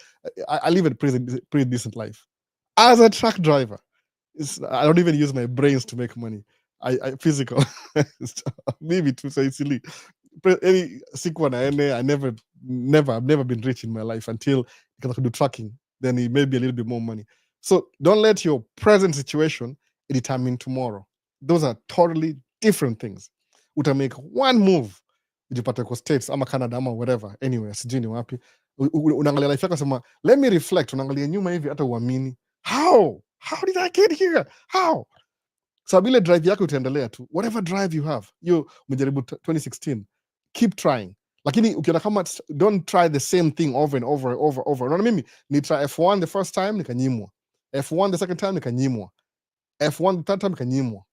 So I had a job already. Gashamanza Kole enough to get me a job. It was not a really good job, but it was a very good organization. Niko nafanyia job. So I was working, by the way, niko na job. So let me do this. Let me go back to school nifanye business management. Nikaingia Kenya Institute of Management, evening classes. Na do job the whole day na ingia job jioni. So my life was busy. I was moving on to the next thing. My goal ilikuwa nitafute pesa, loan, ni contribute kwa sacco. I raise some money, niongeze shares zangu. Then I pull money out, nijenge apartment building, by the way. Niende kurent. Didn't even know it was called real estate. I didn't even know that. Still my dream to this day, by the way. Na saa iko more accessible than it was back then. But nile I have to do it in Kenya. Samutra I could do the same thing in America sasa. No. Same dream, never change. So still in my horizon. mufikire on my horizon. So imagine hivyo. So your present situation will not determine your future. I'm telling you, you're mistaken. You're fooling yourself. So kama umetry green card tangu 2016 na you do job, try something else. I've been dreaming of the same tangu 2019. Huyu ni Kent. Now it's 6 years later. Don't just dream.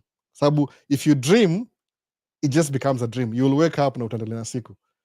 Turn your dream into reality. Kwa nini? Angalia kuwa na ile enda kwa self meeting, have a conference meeting with yourself. Jiulize, what do I need to do to excel my life?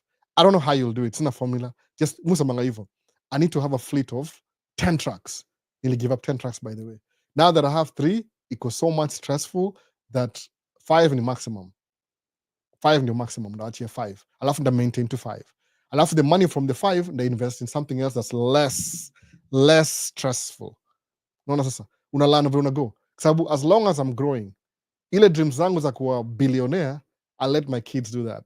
No, get rich or die trying. I don't really have to, because if I give them a comfortable life, mutry kwa humble watoi wangu sana mutry wasijue kama tuko well off kidogo. I try not to kabisa, wasizoee vibaya. Naona madhao ndio wajuangi kuwafundisha, but mu try ku keep grounded. Mabesti yao wanajua wengine, naona si kila mtu though. Kama wacha refresh kama nimemiss anything. I have tried F1, was denied green card pia 3 times. I always like your videos on life. Charles nakijua Charles. So Kent, change your angalia ni nyingine, change your nipigie simu ama text kama text ama tuma DM, tunaweza ongea tuone kama vile tunaweza switch your story. Labda sometimes you need a coach akushike mkono akwambie, hey, naona unaenda hivi kabisa, change, rudi uende hapa hivi. That's sometimes what I do kwa hii channel. Mwambie wase fanya hivi, very simple. Kama uko yangu Kenya na hujapata job, enda Middle East kudo job. Kwa nini? Umetravel, ni perspective. Enda uone interviewer, mliona labda sijui mliona kama kuona ule Arnold Malcolm kwa Iko Nini podcast last week.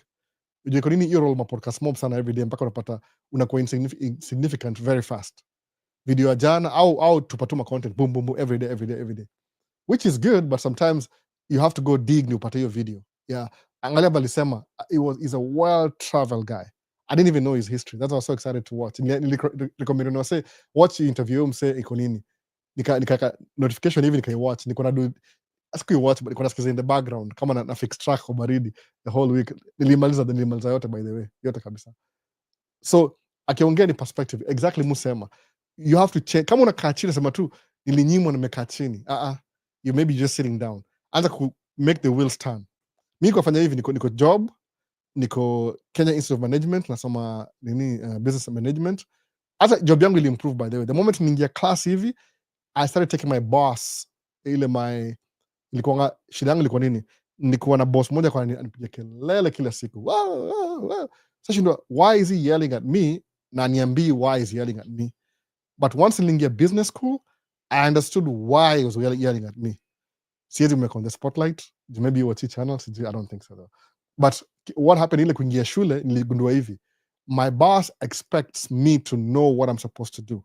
It's not his job to tell me what I need to do to him.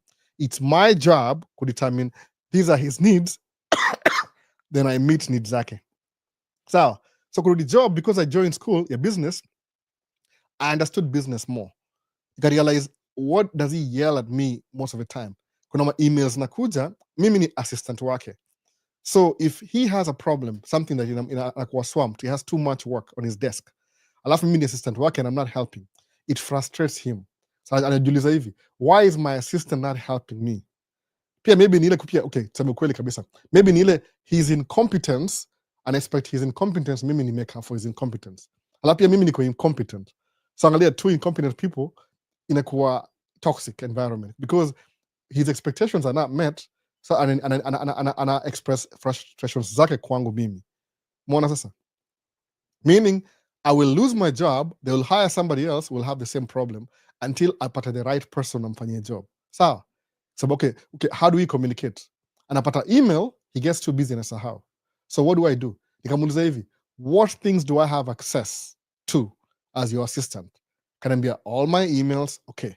all my this, okay, all my this, nikaandika notes, kaniambia okay, nikamuuliza swali lingine, what do you need iko accomplish every week?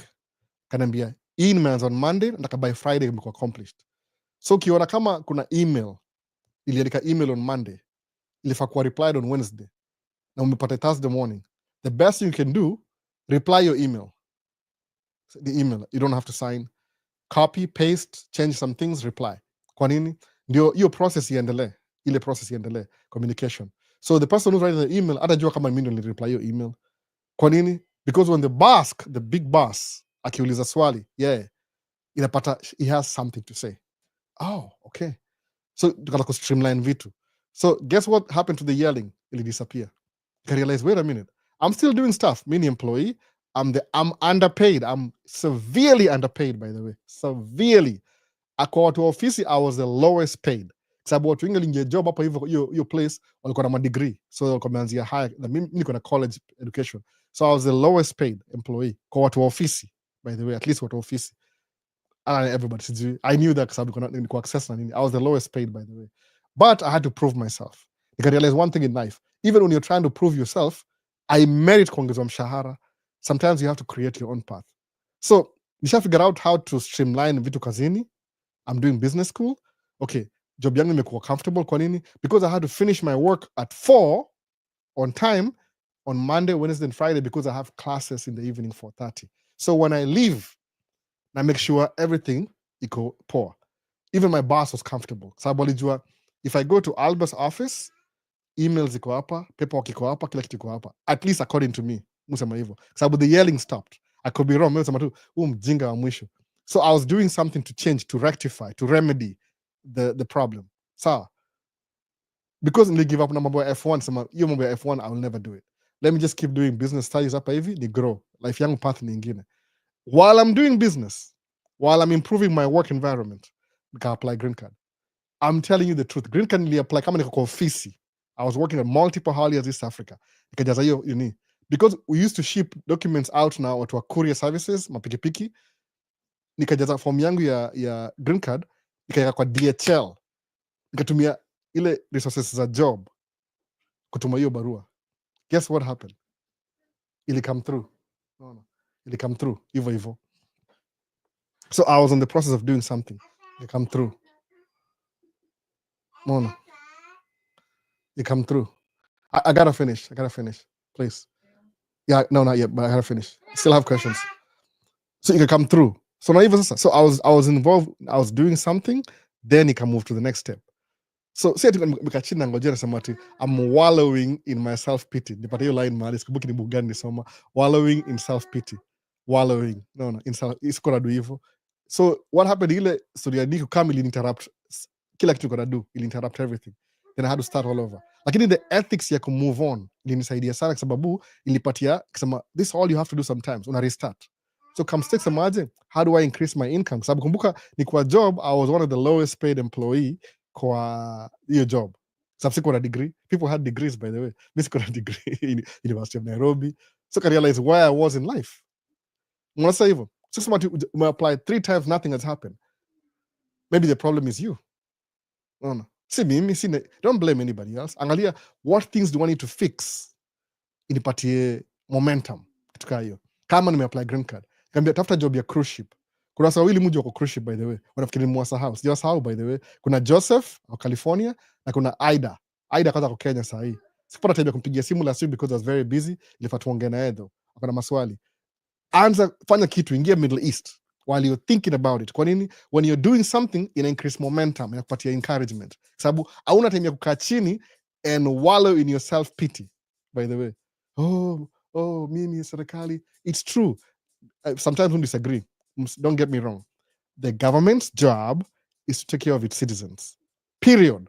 By the way. Mkiblame Ruto, true. Yeye ndiye ako in charge. But pia labda it will take 4 presidents before tufikiri level tutakua. Kwa sababu progress you happen very slow kwa bureaucracy. Naona system of government. Na government zote zina bureaucrats, by the way. Hadi sio Trump anataka kufire watu na muone huruma juu. Atafire watu wote, abring wengine wa mpya, tena wakuwe more bureaucratic than wale wengine before. Naona. Same game. So can everybody become rich in this world, Nomad 254. Not everybody. To be honest, not everybody. Kuna wase upata do fulani wanakuwa comfortable. It's gonna happen to you. Or you'll have utakuwa na responsibilities. Not everybody. But your short iko available. It's very much available. Nomad 254. It's available. Even if you're not, itakuwa available mahali. Naona. Mr. Together we win. Although nimekuja, I have some questions. Uliza tu swali by the way. Don't even just ask questions. Itakuwa easier. Ask the questions haraka haraka. Kienyeji. Mi ni kienyeji. Nisikie jina juzi by the way. Vincent anasema nini? Hello Albert, tapping in. I hope you're doing great. I'm doing great, Vincent. Tuendelee. Home TV. Kama nimeshinda DV lottery na nina familia ya watu watano, 3 kids, husband na wife, host wangu anaweza kunisaidia kurent apartments on my expense badala ya familia yangu kukaa kwake. Ni hard sana. Can you please just leave it? Let me finish. Yeah, but I gotta keep going. That thing is too hard. That's too hard. Too hard. Just go. Just go. Yeah, I'll come over. I'll come over.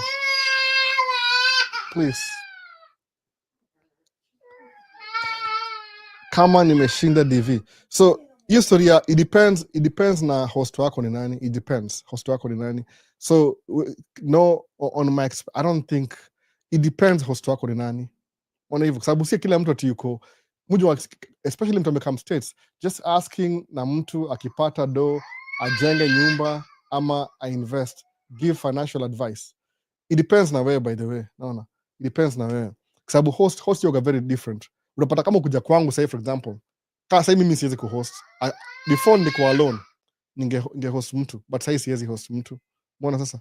Kwa nini? Na watoi, niko na familia. Hatuna ile, we don't have, hatuna ile space. Hata my in-law akikuja au kuja one time ile weekendi alafu wanaenda, ni temporary. Hatuwezi kaa na mtu permanently sahi, ni almost impossible. Na kuna mtu yuko hapa hivi analia, anataka tucheze na yeye, anashinda buda alienda wapi. Ndio hivyo bana, na apologize kwa hiyo kelele by the way, but ni kitu ina happen. It's not bring your daughter to work day leo. Much kwa hivyo si kama job, but it depends na host wako home TV. It depends. Chances are they won't do it. They won't do it. Lazima kama upitie kwao sacrifice ndio pia ujitoe. It's your mostly your responsibility. Appreciate, unless they are very rich, maybe they will. No, it depends. Siwezi guarantee, by the way. It depends who your host is. Most likely watu wengi wako na dopo, wao wako very tight. Maisha America si rahisi pia. Vipi Mzito, greetings from East Coast. Unataka kuingia real estate, si ndio? If you had a chance to jump at everything, including tracking straight into real estate, would you have done it? Mi niko na shida still. No. Sababu nikiingia hapa hivi, niliingia hapa 2007. 2008 kulikuwa na recession. Everybody was losing houses. Kumbuka Obama akiingia president, economy ilikuwa, Bush ame-spend more money on war, amedo vitu funny. So economy ilikuwa mbaya kabisa. Hata tracking ilikuwa mbaya in the beginning. But I got laid off from my job. Nikaingia tracking. Sababu niona the only alternative nikiingia tracking junior on the long run, is job to improve, I'll be making the same amount of money. Just not a degree. Still, I made the right choice. Real estate pia it just works out. Everything kuna job unadu, there's some groundwork involved. Ile kuenda mbele ni long term. Real estate yung a long term plan. Umeona? Lazima kuwa na plan ya kitu, by the way, ndio kuwa na hiyo story. Brian, what happens when, for example, uko na SHITTY salary but allowance kadhaa juu una travel around Kenya, then hiyo story ya allowance na travel iishe unexpected? Just a general life question. Utakuwa in trouble, naona, because you're living off, ni kama allowance yako, allowance si your income is always what you make. Sawa, allowance yani it's a short-lived thing. Kama vile sema mimi ni YouTuber, make my video, okay, sawa, then your videos have to be very interesting. Ama uko na bahati, kuna hidden talent.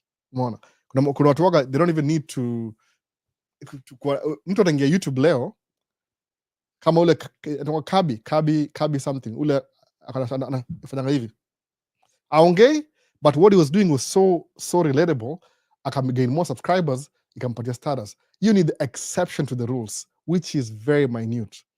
Ukiwa na hizi you have a bad salary na uko na allowances, you're lying to yourself. The best you can do when you're getting the allowances, understand this is not my money. Kama usamangaiwa very simple. Mudu tracking. I'm a business owner. The business money ni business. Personal ni personal. So according to Mimi, I'm broke. But I control a business that makes more money. Money difference. So as long as a business makes more money, it will take care of me broke on this other side. Ni sheria. Siwezi explain kwa details.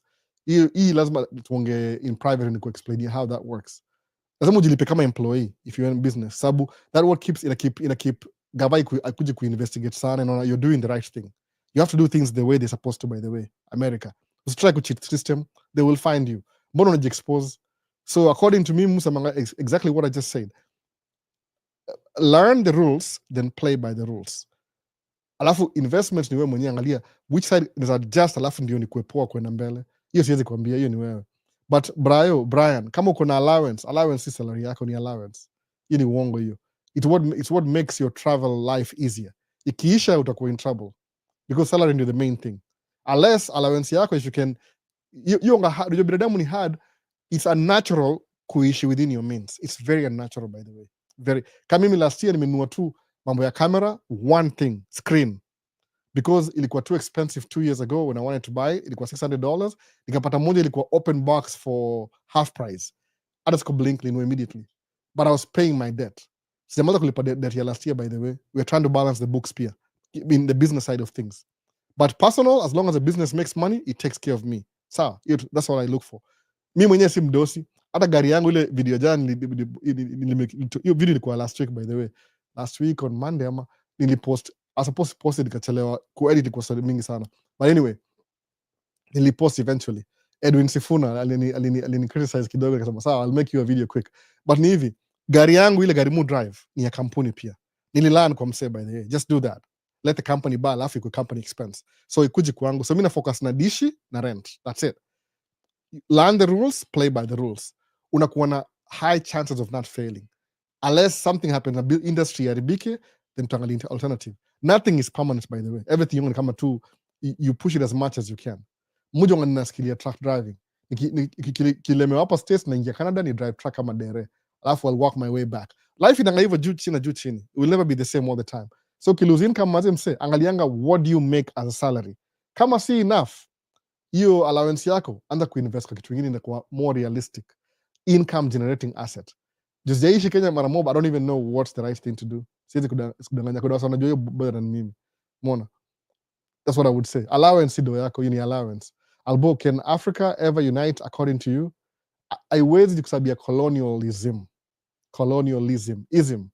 Kuna system in place wali partition Africa. So every European, American, uko na piece of Africa they control. Until watu wa citizens waamue watu wa hiyo control, kama Burkina Faso na hizi makantri, 3 countries walikam pamoja. Unless watu wa hiyo kitu kabisa hivi, waanze kumekidoa pay debt yao, there's always control in hizi western countries because they benefit from Africa being poor. Capitalism is a system in a benefit when some people wako chini wamekanyagiwa. Unaona sasa hivyo? Like you have to step on somebody's neck to make money. America ni wadosi because wako na head start. So you need 200 and ama ni 400 years of free labor. If you're not paying your employees, you make more profits. Na saa hii kina Elon Musk, that's exactly what they're trying to do. Wana ban all my unions. Yani they have disregard to human life. Hiyo ndio capitalism. You don't care how humans, you don't really care. You just want to make your money so you can play the game with your boys. Kama mbona do job. Iko on ama iko off sije. Sisikii kitu yote hapa. Oh, ina do job. Nimeona. Niko naangalia the wrong keys. So, can Africa, if it does, it will be a good thing. But ni progressive, ni slowly by slowly. Mbona sasa? South Africa, ikuje, Nigeria, Egypt, the richest country in Africa. Elite world. We have already watched ya huyu mtoto. Hadi mara ya kwanza sikuamini. Mtoto mgani huyo? We have already watched ya huyu mtoto. Hadi mara ya kwanza sikuamini. Mtoto mgani huyo umesema? Mtoto mgani? Mtoto mgani huyo? Natakumbuka hiyo ilianzia hapo conversation. Nimewacha anything TikTok. Nimei double up. Hakuna kitu yote. Sawa, niko up to date hapo YouTube. Swali ni mingi YouTube akina, nimechelewa. So Wyclef Ottawa, Mr. Albo vipi? Niko poa kabisa, hata nijaribu kukimbia. Trump is very efficient though. Wyclef Ottawa is very efficient though. In what way? In what way exactly? I beg to differ. I'm just trying to be nice.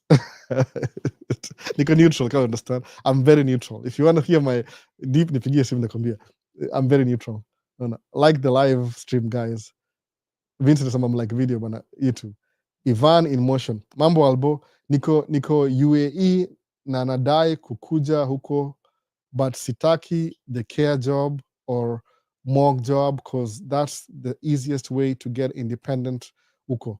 How can I get around it? Utafanya kazi kwa factory. Yani hii story za ni hivi ama ni Ivan in motion. Ivan, si lazima udu kwa morgue. Mi niembo ni do job kwa hii story za care, home care. I did it for 2 days. Nikaona hii it's not my thing. But ile you can do work in the store. So kama ulichiki video yangu ya jana, my first job ilikuwa Walgreens. Enda watch video ya jana ni post jana. Ilikuwa Walgreens. Ilikuwa store. Kama supermarket, small convenience store, hiyo tu hivyo. Ni pharmacy, alafu inauza ma products kando yake, convenience store. So I worked in a convenience store before. Alafu nikakuwa na factory job. So I never really had time to work kwa home care ama kwa maiti. I didn't do it. Also ones kwa maiti ni ile mali umeanzia. It depends which town do you live in. Mu prefer hivi. Usishi kwa red state. Nakaniko nini usishi kwa red state. Red state is very poor. What does red state mean? Enda look up ujue ni nini. Don't live in a red state. Ni very poor state. Iko na DEI mingi sana. By the DEI ni issue. Everybody gets DEI. Hata wangoso pata DEI. But wanaongeanga vibaya juu they don't want anybody else to. Ni kama au pata benefits alafu wanataka kutoa ngazi hapo. Kwa baridi hapa sijui kama tuendelee tu. Nasikia kama umezima hii kitu ama wifi amezima ama sijui. Kila mtu yuko DEI by the way. DEI ni everybody. See, everybody benefits from DEI. Ni ile wale wasa wengine wana benefits, wataka wa benefit alafu wanatoa ngazi. Mtu mwingine asingie juu. Hiyo ni stupid. That's not everybody benefits from DEI. Diversity, equity and inclusion. Especially wakulima, au benefit vibaya sana by the way. Hata mu benefit DEI. Kwa nini? Inasaidia watu ni kama wanaongea kama ile ni kama dog whistle ya kumaanisha mtu black by the way. Yaani sijui nisemeaje kitu. Watu weupe wengine waga so entitled yani whenever things go wrong wana blame semeaje. Let's do it simple. Wazungu ndio wamekuwa wakioppress watu weusi. So they are our oppressors. When things go wrong because they're so entitled and used to good life, who do they blame? How do you blame the people you're oppressing for your gonjwa? It's sickness. How do you blame? How can your oppressor blame you when things are not going right? Now uko always oppressed, uko chini yani, amekanyaga hivi chini. What do you do in your life that make life yana kwa difficult? But they do that anyway. Entitlement. Wamezoea vitu za bure, bwerere. That's what I would say by the way. Muta kwa neutral. Hapa ni neutral platform. Sitaki kutoa mtu yote, sitaki kwa more left or right, niko neutral. But hiyo nasema hivyo, how do you when your oppressor is going through a hard time and they blame you? Hiyo ni ungwana kweli. Fred Machoka, ni ungwana kweli hiyo. Anakuoppress alafu when they're going through a hard time, what, you're supposed to comfort them when they're oppressing you every day? What, do you have good feelings towards them anyway? No, you don't, because they oppress you every day anyway. So what happens when they feel the pain because of their own mistakes? Ni tabia mbaya ile you become successful. Nikasema mimi ningekuwa na do tracking. Nikishajua how to do tracking, siwaambii na nyamaza. Albudu nini? Siwezi kuambia, ni business secret. I know people who say that to this day. Ni business secret. Msema tracking ngapi? 5. How much do you make? Oh, that's a business secret. I'm sure I'm saying. I know how much money you paid. I'm just asking you nile ni ikwe more practical na tangible. I know exactly how much money possibly you might make the whole year, low na high. I'm just asking you for reference. CTCG najua already. No. Business secrets. I'm like, okay then. Mimi niambie ni how much, nakwambia breakdown. Kila kitu. That's what I would say na Ivan. Fanya hivi. Kuja hapa kwanza, alafu it depends mahali unaishi. Labda uliza swali nakwambia which state is favorable. do your research. Uko Middle East already, you're halfway there, by the way. Uko in motion. Actually, when Ivan in motion, you're already in motion. So hii swali unauliza utaisolve tu, by the way. You're smart enough to know. If you don't want to do these things, you'll never do them.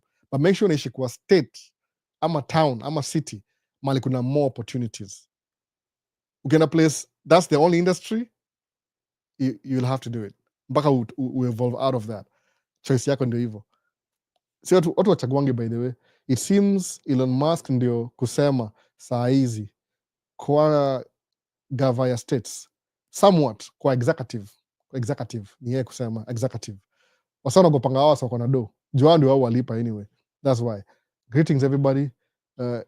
Use the Gambian. Greetings everybody. Sikumbuki jina poa kabisa. Albo, are you investing back home, and if yes, ni gani and which business ni safe when mtu ako abroad? I don't know. Si invest Kenya bado kabisa. Zero. My first investment Ojwang Senior. My first investment ilikuwa ku bring all my family huku. That was my first investment. Second investment could buy more trucks. So I brought my whole family hapa hivi. Hiyo ilikuwa my first investment. So watu wako hapa. So sijai invest Kenya unless maybe team up na Mbuyu, but Mbuyu bado hiyo sema sijai team up na Mbuyu because Mbuyu ona kama I'm supposed to be giving him more money ndio yeye invest Kenya. Ubaya to share your profit. So tujai agree na hiyo story. So msema because he's my dad, chances are he will take advantage of me anyway. No, mi sitashindana na buda yangu, atanishinda anyway, si ni buda yangu. Akona hiyo say. So mumbia to discuss ile tangible. Kama ina make sense, then you can do it. But if you just tell me na you got my word, you're si good enough for a businessman. Mona. Nime skip question ama nini? Hebu tuone. Ilikuwa greetings. Oh, sikusema hii nani Home TV. Umesema permanent records by Edward Snowden. Bado sijasoma hiyo bado. Najua ule mse ako nini alikuwa spy. Sijasoma bado, by the way. Move focus na hii ni kama ina make sense but sijaisoma bado. But I will pretty much one of these days. Albo, chances za mtu travel before kukam hivyo hukua at what chance? Kama usha travel kuja huku states before, inakuwa very easy, by the way, because ushajiprove, umekam na ukarudi, unajiprove kabisa, inakuwa very easy. Naona sasa, so inakuwa easy hivyo. Kent, as long as umetravel na ukarudi, uko A+. Who did that? My dad. Alikam for 1 month, akarudi Kenya. The next time akanakuja, hata kumuuliza maswali. Oh, so what's your visit? Oh, going to see my son. Oh, okay. Records na show. Yani, let your records speak for you. Usikuwa tu unaongea inconsistency. You're saying this, but the records show this. Hapo ndio kama unajichanganisha saa zingine. Sawa. So niaje Albo, just joining. Joshua Wambua. Karibu mse, karibu. Nimefika woodwork aspiration. Watu wamejoin late kidogo. Nimeanza mapema kidogo leo. Nimehepa mtoi. Maswali ni mingi yake nani. Mtu akianza maswali kwanza before niongee mob. Christopher Wanjohi. Hey Albo, niko locked in for your wisdom nuggets. By the way, I'm in Toronto, not Alberta. Oh, karibu. Huko ni side the East Coast. Oh, hiyo ni poa mse. Hiyo ni poa. Hapo kuna dump truck, by the way. I don't know what you're doing, but kuna dump truck poa sana huko Toronto. Jao try ku copy nini? Itwaje? Ku copy New York. TikTok to green card results. What does that mean? Woodworking aspirations. What does it mean? CG. Felix Patrick. Hello Albo. I'm turning in late. Pokea salamu kutoka Dagoretti. Hivi ni nauliza, hizi states haina income tax, huwa wana run program zao kivipi? Unaweza debunk hiyo story tuelewe. Kama gani ina income tax? Kama Texas iko na oil.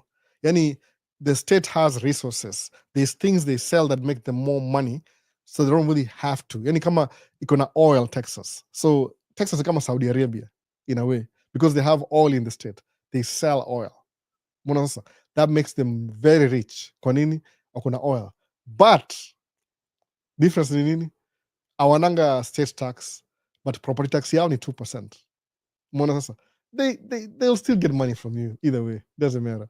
Wanaongea ile kukuentice. Wacha niweke heat hapa. Heat ina reduce. baridi sana hapo. Kuna baridi by the way, hii wiki mzima kuna baridi vibaya sana, so naongeza heat. Texas kuna property tax yake ni 2%. Minnesota ni 1% of the house value. Kama hao ni $500,000, unalipa 1% of $500,000 every year. Texas ni 2%.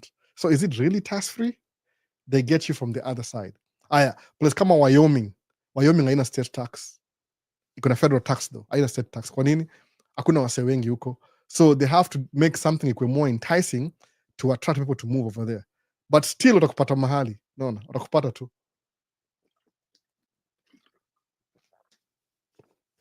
Kunywa maji. Naangusha vitu leo ni aje. So watakupata tu by the way. So mimi nimekam kuishi Minnesota. Hapa hivi state tax ni 7%. Federal tax ni kama 10% ya kama wewe ni employee. Ile earned income. So altogether kama 10% ya income, 7%, then 3%. Sasa ni kama 25% altogether on your income. But how if it be very funny by the way. Ni tricky. Ikwangi too straightforward. But kuna benefits. Suppose you have a business, iko registered Wyoming, that means you don't have to pay state tax. Huku Minnesota sulipa state tax. But I live in Minnesota anyway. So my tax inasaidia state ikuwe better. Hatuna watu wengi sana hapa Minnesota by the way. Juu kama California, I think ni LA peke yake. Ina population sijui ni ya 8 million, kitu kaa hiyo, ama ni 9 million. Minnesota, the whole state ni 5 million. North Dakota ni 1.5 million. So yani hizi state kama New York na California zina wase wengi kibao. No. I think California alone hiyo na population yake is more than kama 20 states. Za hapa katikati hapa. So out of the incentive, what will make people move to this state? I don't know how Minnesota became. I think Minnesota ni juko Midwest. From Chicago, the next hub ni Minneapolis. Alafu tuko hapa kwa Mississippi River. So most of the timber trade iko na happen hapa hivi, timber. So on a downstream kwa Mississippi. That's what made this equally fairly rich state. Julikuwa na Mississippi River. Kwa hiyo along Mississippi River. Probably that's the reason why. Ekwangi state mbaya sana. Tuko kidogo but kuna do. Alafu watoka hapa ni German and they're very progressive. At least for now. But before it was changed, before talk about Trump supporter, before alikuwa but hiyo element na kama unajua nini mambo ya watu wa farmers. Minnesota yuko na farmer labor union, so they know most farmers in America dini zao yield hizo nga subsidized by the government. So watupatanga most help welfare ni wakulima. Kwa nini? US ni kama food security, inataka to make sure even if they have bad yield every year they are paid for it. Kwa nini? So they can keep producing. Sababu food security ni very important kwa country. In case kuna war, suppose America you buy fruits from Mexico, alafu hizi mandizi from Brazil na nini. So out akuensure aje, let's make sure our farmers wako active every year in case something happens, war, and we don't have to import things for food. At least you have food security. So what the government does, you subsidize farmers in America. So one of the biggest recipients wa help ya gava DEI ni wakulima America, na wakulima wengi America ni weupe. So nani recipient wa DEI? Hii DEI hiyo ungejua politics, hiyo ni ile ya dog whistles, ile ya zana Ronald Reagan. Alafu walianza kitu moja, wakaanza ile walitoa itwangaje, kuna law moja ilitolewa, ilikuwa created na Reagan, nimesahau jina. But understand history by the way, mu understand history poa sana. Hadi ile sijui mu anasoma mo kabisa, kwa sababu mu na history ya left and right ilianzia wapi. Ilianza na Ronald Reagan by the way, 1980s. So imekuwa almost 40 years ya propaganda on the right. So there's a reason why watu wote au resonate na Trump. Kwa nini? Wamecreate hiyo atmosphere over time, wameinfluence media na kila kitu inaambia wase uongo, and people believe it. Some of them are born in the lie, alafu wako trapped, hata wajui kwa nini. Nimsasa mati mimi na support Trump juu ya economy.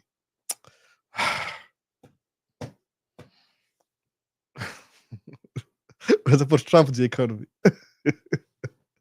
Oh my god, usikia kucheka by the way, usikia kucheka. Sijui niseme nini, I'm very neutral but usikia kucheka. Una support Trump juu ya economy? No, tuende kwa history. Why was the country in a recession when Trump was president? Who came after? Biden. What happened to the economy? It was recovering. The little Biden went the second term. Go back before Trump akuje. Who was in power? Obama. What happened when Obama came to office? Economy ilikuwa mbaya chini. Who improved the economy? Obama. Obama nini? Democrat. Alafu, who messed up the economy? Trump. Who fixed it? Biden. Before Obama nani ilikuwa nini? Bush. What happened to Bush? Aliruin economy. Nani kamefix economy before Bush? Clinton. So what party was Clinton? Democrat. Bush, Republican. Obama, Democrat. Bush, after Obama, Trump, Republican. Biden, Democrat. So then you build in terms of business. Nima Democrats, by the way. See Republicans? The party of everybody else. The reason why Democrats also do nothing, Democrats nile, they don't win. Kwa nini? Wako so divided. Do you know what? You include everybody. Inclusion, everybody. Nini Republicans in strategy, by the way. I'm not kidding. Just go. If you want to argue with me, sawa. You argue with me. I just argue now. And also my history the last 40 years uniambia. Republican Party specifically, you work to enrich the rich. That's it. Hiyo ndio party yao, enrich the rich. What they do ni ile out of wale watu maskini wale wajasoma, people who don't know what they're doing. Alafu wanawapatia ni propaganda mpaka wanakubali. Then they vote them in office. Alafu kama you're voting against your interest because you're not educating yourself. Unaona sasa? Okay, kuuliza mimi, which party do you go for? Musa mimi kwa nini? As a businessman, mu benefit kukuwa na Republican president. But as a businessman, sayine mu lose kama kuna Democrat president. But for the good of watu wengi, wacha ni lose when everybody else is benefiting. Umeona sasa? So do I take sides? Hapana, jumujua, you never know which side political itaenda. Inaweza enda hivi ama iende hivi. So as a business kukuwa sustainable, don't take sides. Mimi naambia ukweli. Ukiona mtu yoyote anaongea juu tu, oh, tumechagua Trump juu economy ilikuwa mbaya. Yeye ndiye ameruin economy anyway. Kwa nini? Why red states ni poor? Also, they don't want state tax. They don't want federal tax. Do you know exactly what they're saying? Hizi talking about dog whistles. Also, we business people don't want to pay taxes to the government so that the poor people can benefit. That's what they're saying. Real words. But because the propaganda, watasemaje, watareverse wasemeniaje, tuseme jina ingine. Oh, we are just improving the economy for the rich. Don't argue with me. End of some history America. If you really care about this, by the way, if you really care about this, that's why in America, any city, any state, iko na democratic policies, iko very rich. Sababu every state you contribute to federal government. When I collect taxes and they have the federal government. So most blue states don't depend on the government for subsidies. They can protect themselves. They have enough money.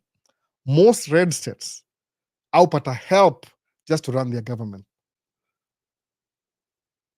So who's improving the economy?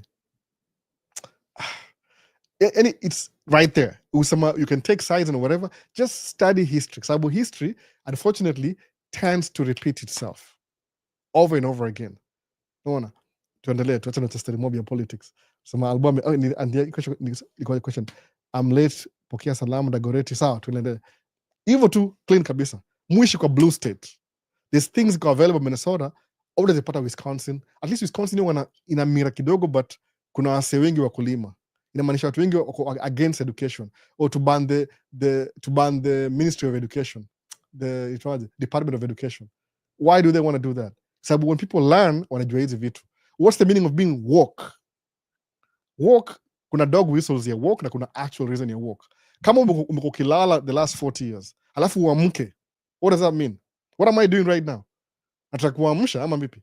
So is that a bad thing? Kiambia waseni aje, ukikam states sasa kama uko Kenya kwa maskini, ukam states utakuwa poa. Si unaamka, unasema nika slamba hivi sijui I'm wallowing in self pity. Alafu nasikia story fulani ati ni aje, msee anaongea na wewe, sasa ni saa ngapi? Sasa Kenya ni saa ngapi? Sijui ni saa ngapi sasa, 9 10 hivi. Mimi niko sasa kama midday hivi 1 or something, hata kumbuka saa ngapi sasa, 1:45. So 9 hours ahead. Msee anaongea nyinyi directly, kama maybe ni 4 seconds delay. Exactly what I'm saying. Ambia kuna amka, kuna kitu za do sahi kutoka Kenya, uchange life yako, hata kurudi Kenya, rudi kama kuna investment. Unaona? Override ile system yote ya umaskini iko set up mbele yako. Override yote, unaona? So, alafu kiamka, is that a bad thing or good thing? kuamka. But guess what, when inakamkuwa in the world of propaganda, kuamka inamaanisha nini? Watu weusi. So wana divide and rule, ambia watu weupe amna job. We know why amna job. Ni hawa se hao immigrants wananyanya job zenyu. Yes. Hawa wanawaambia ni hawa se ndio wanachukua job zenyu wanapeleka China, but wanawaambia hivyo juu watakuleverage ile, watakulose ile ujinga yenyu. They want to use your ujinga ni muweke in office over and over again. Anyway, any history too. Tuendelee dakika more political. Asemaje Guru Channel? Ongera Josiah, all the best. Mbona Josiah ni hi albo Haron, niko poa mse. Naangalia maswali tu. How many TR? What do you mean TR? Rudia tena. Miss Imani, hello, good to see you, bro. Previously, you got stuck in the snow and you said it's a nightmare driving. Apart from the tire check, what are some precautions I need to know when taken to a snow state? You'll figure it out. You'll go and get stuck. Buy an all-wheel drive car. Drive very slow, by the way. Speed limit kama ni 40 miles an hour. Drive 10 below. No. Better safe than sorry. Just drive slow. Kwa nini? You want to make sure gari yako kuna traction. Make sure you have new tires before winter. Kuna so many things. I don't know. Maybe I'll do a different video. Your tires need to be, tires zangu zimeishesha kidogo, but mu chukua tire every 3 years. The 4th year na replace tire before winter. Ndio kuna ile grip. Uwezi peleka tire iko flat hivi kwa snow. Utakuwa una snow skiing. So just in case, drive slow. Better safe than sorry. Drive really slow. Alafu, if you're too slow, make sure your lights are on so the other traffic can see you. Or don't go to a snowy state. I don't know. But there's so many things you can do. They'll tell you everything.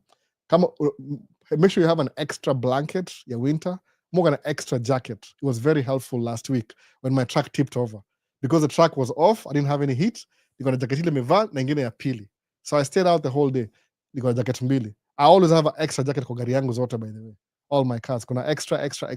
Coach video yangu hivi, if you're watching my video when I'm driving the van, kuna shati ya yellow hapo. Hiyo ni extra. Kuna ingine hapa nyuma ya blue. I have 2 jackets kwa van peke yake. Unaona? So move extra jackets. Nilibuy 4 na eka moja kwa kila kitu. Hata kwa dump truck kuna jacket moja. Just in case it gets too cold. Because before you get help, it could be a while. Kama iko -0, 5 seconds utakuwa hypothermia. They'll chop off your legs. But I'll tell you about it later. Ini video ingine tena. Things to do. Maybe there are things to do if you move to a winter state. How many trucks would you need to make 500K revenue per month? I'm looking into this as an investment. William Maina. 500K per month. Kwa hii yetu, if this is a construction, gross, kama ni gross 500 per month, each truck ina make kama 25 per month. So 25 times, divide 25 times 500. Ni ngapi hiyo? Itakuwa ngapi? Every 100 ni 4 by 5. You need 20 trucks, William. 20 trucks. 20 trucks to make, let's not say 20. You need 25. Factor ile overcompensate. 25 trucks to make 5 per month. Gross, because you have to pay your bills. If you want to keep 500 cash, maybe you need double hiyo, tunakuwa na 50 trucks. Then you'll make $500,000 per month. Sasa, it's exact kabisa, kuna ile plus minus. So if you want 500 gross, 20 trucks. If you want 500 net, double your number, itakuwa maybe 40 trucks. If you want 500 bila extra ile guarantee, double tena, ongeza tena maybe 50 trucks. Ndio zi overcompensate when you lose it, kwa plus minus. Ni hivyo. But that's a lot of money. It's a lot of money. To me, it's a lot of money. I'm telling you the truth. Nikipewa $2 million leo, I'll never work a day in my life. That's what I need for my factor. Factor even inflation. If I get $2 million right now for my household needs, I'll never work a day in my life again. So nikikuwa famous YouTube nipate $2 million, I'm set until I die, by the way. Paka nawachia watoto wangu inheritance. Billion it's not a joke. Billion is a lot of money. Even 10 million is a lot of money. Nile musama 10 million in business is nothing. But as an individual, wacha mchezo bana. You give me $1 million, $2 million right now, I'll never work a day in my life. I'm telling you. But maybe I will. but ile just because I want to, not because I have to. Hata 1 million mse, 2 million, 2 million, done, I'm done for now, until niko greedy then I want 10 million. But before that happens, binadamu soga, we never stop. No, we never arrive. We want more. No, more. Chances za mtu kutravel, hakuna swali TikTok. Sawa, niko wapi kwa question? Niaje Albo, nimechelewa but let me dare to do. Sawa kwa one of you, sasa kwa one of your giveaway, I would request for one of your iPhones. Niko mtaani bado, hata siwezi kupatia hii phone iko na eSIM. Sijui kama na hiyo technology Kenya. The last phone nilipotina kwenda Kenya ilikuwa na SIM card. So hizi hazina SIM card sahi. I don't even know what I'm going to do with this phone. Mostly mtu ma Kenya. But kama ni eSIM, I don't know modification ni gani. We'll figure it out. But hizi simu bado they are working. Me by the way, muka na iPhone kama 3 to 4 years, unfortunately. Because once nimenunua, as long as it works, I don't care. Hii computer natumia, hii computer ni 2008. Ni how many years? 7-year-old computer. MacBook Pro. If it ain't broken, don't fix it. So hizi labda napatia 2027, hata sijui. Unless ivunjike, which is, but muka na simu between 3-4 years hivi. If kwa 2 years but 3-4 years hivi na replace. So I don't know. You can, sema kwa list fulani. If baba natakuwa YouTube by then, I don't even know by the way. Sikizi niweza kulemewa na mtoi anataka kuniona kila siku. Amechukua attention. No. Niaje, so kwa hivyo mtaani bado, I'm not sure nakuja in a few months. F1 iko kwa pipeline. Bas come tu by simu yako, sijui. Labda kama ni kamera mu replace every 2 years hivi. But simu ni kama 3 to 4 years hivi. Sinanga haraka. Hadubini TV, nakuona. So I don't even know. My guy, as usual, big up. Nakuona Animal Arena. Mna majina zingine. Joseph Ndichu nakuona Qatar. Mujua Joseph Ndichu amekuwa hapa for a long time. Kuna wase tu unajua tunaona tumekuwa tukibonga for a long time. So kuna George, msewa Invictus. George ni msewa Kwame, ni msako Beijing, naona. Mmenipata leo 3 AM in Beijing, great vibes. So George ni mwalimu Beijing, China. Umeona? Imagine yani. Unaongea mse Mkenya yako mtaka kujua ni interesting. Naona. So mimi na Beijing connection. Naona. Ako Beijing, yofundisha English huko, I think so. Mtafuteni. Aisha kwa do video. Sijui kama ameanza na sijui. Chosen Films, another day of inspiration. God bless you, bro. Nimeona George, nimekuona George. You come Kenya every sometime to visit.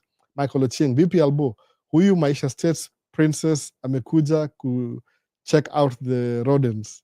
Hope you're having a great Sunday. Huyu atataka kujua by the way.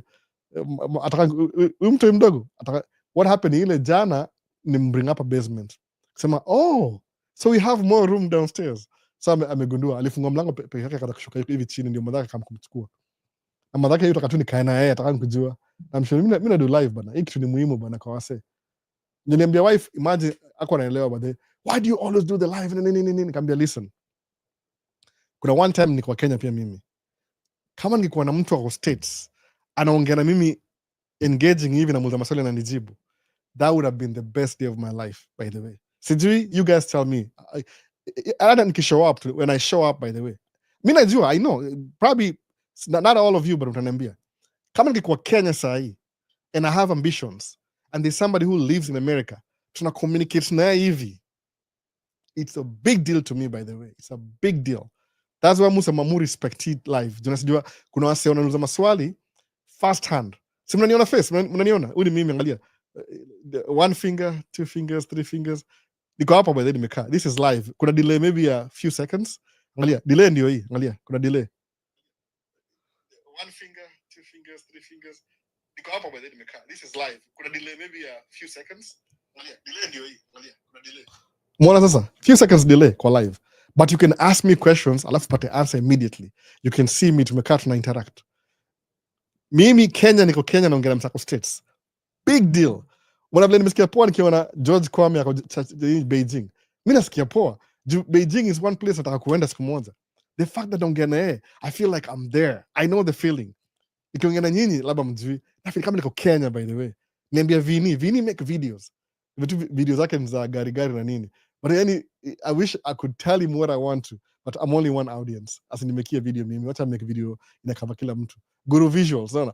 Yani msee, unafeel kama uko hapo, you feel it like you're there, even if you're not there, you're there. Hata mind, kama kuna ile human beings wana communicate telepathic, hatujai discover bado.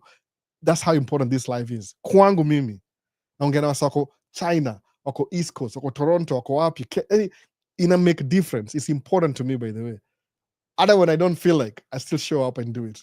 Maybe a wife who understand hiki tu. So mtu yoki come, this is only 2 or 3 hours of my life today. When I'm done with the life, ndakuwa namtoi the whole day. Hata akilia, hata alie, ndakuwa na yeye kwa sababu she wants to play around hapa, unaona? Yeah, aone kama kitu serious. Nikimbring hapa hivi, of course she wants her attention. I won't do anything. Mbona sasa? Au naona nataka make live ikuwe short, nataka answer as many questions as possible. Mtu asibaki nyuma. But hii interaction ni very important kwangu. It's very important, by the way. Sijui kama mna-understand. Nyufikiri labda ati mnaningojea mimi niwaambie. Mwongoje nyinyi mshow up. Kama mjui, ni reverse back and forth. Niko hapa peke yangu hivi na wase watano. I'm good. Tunaongea bado, unaona?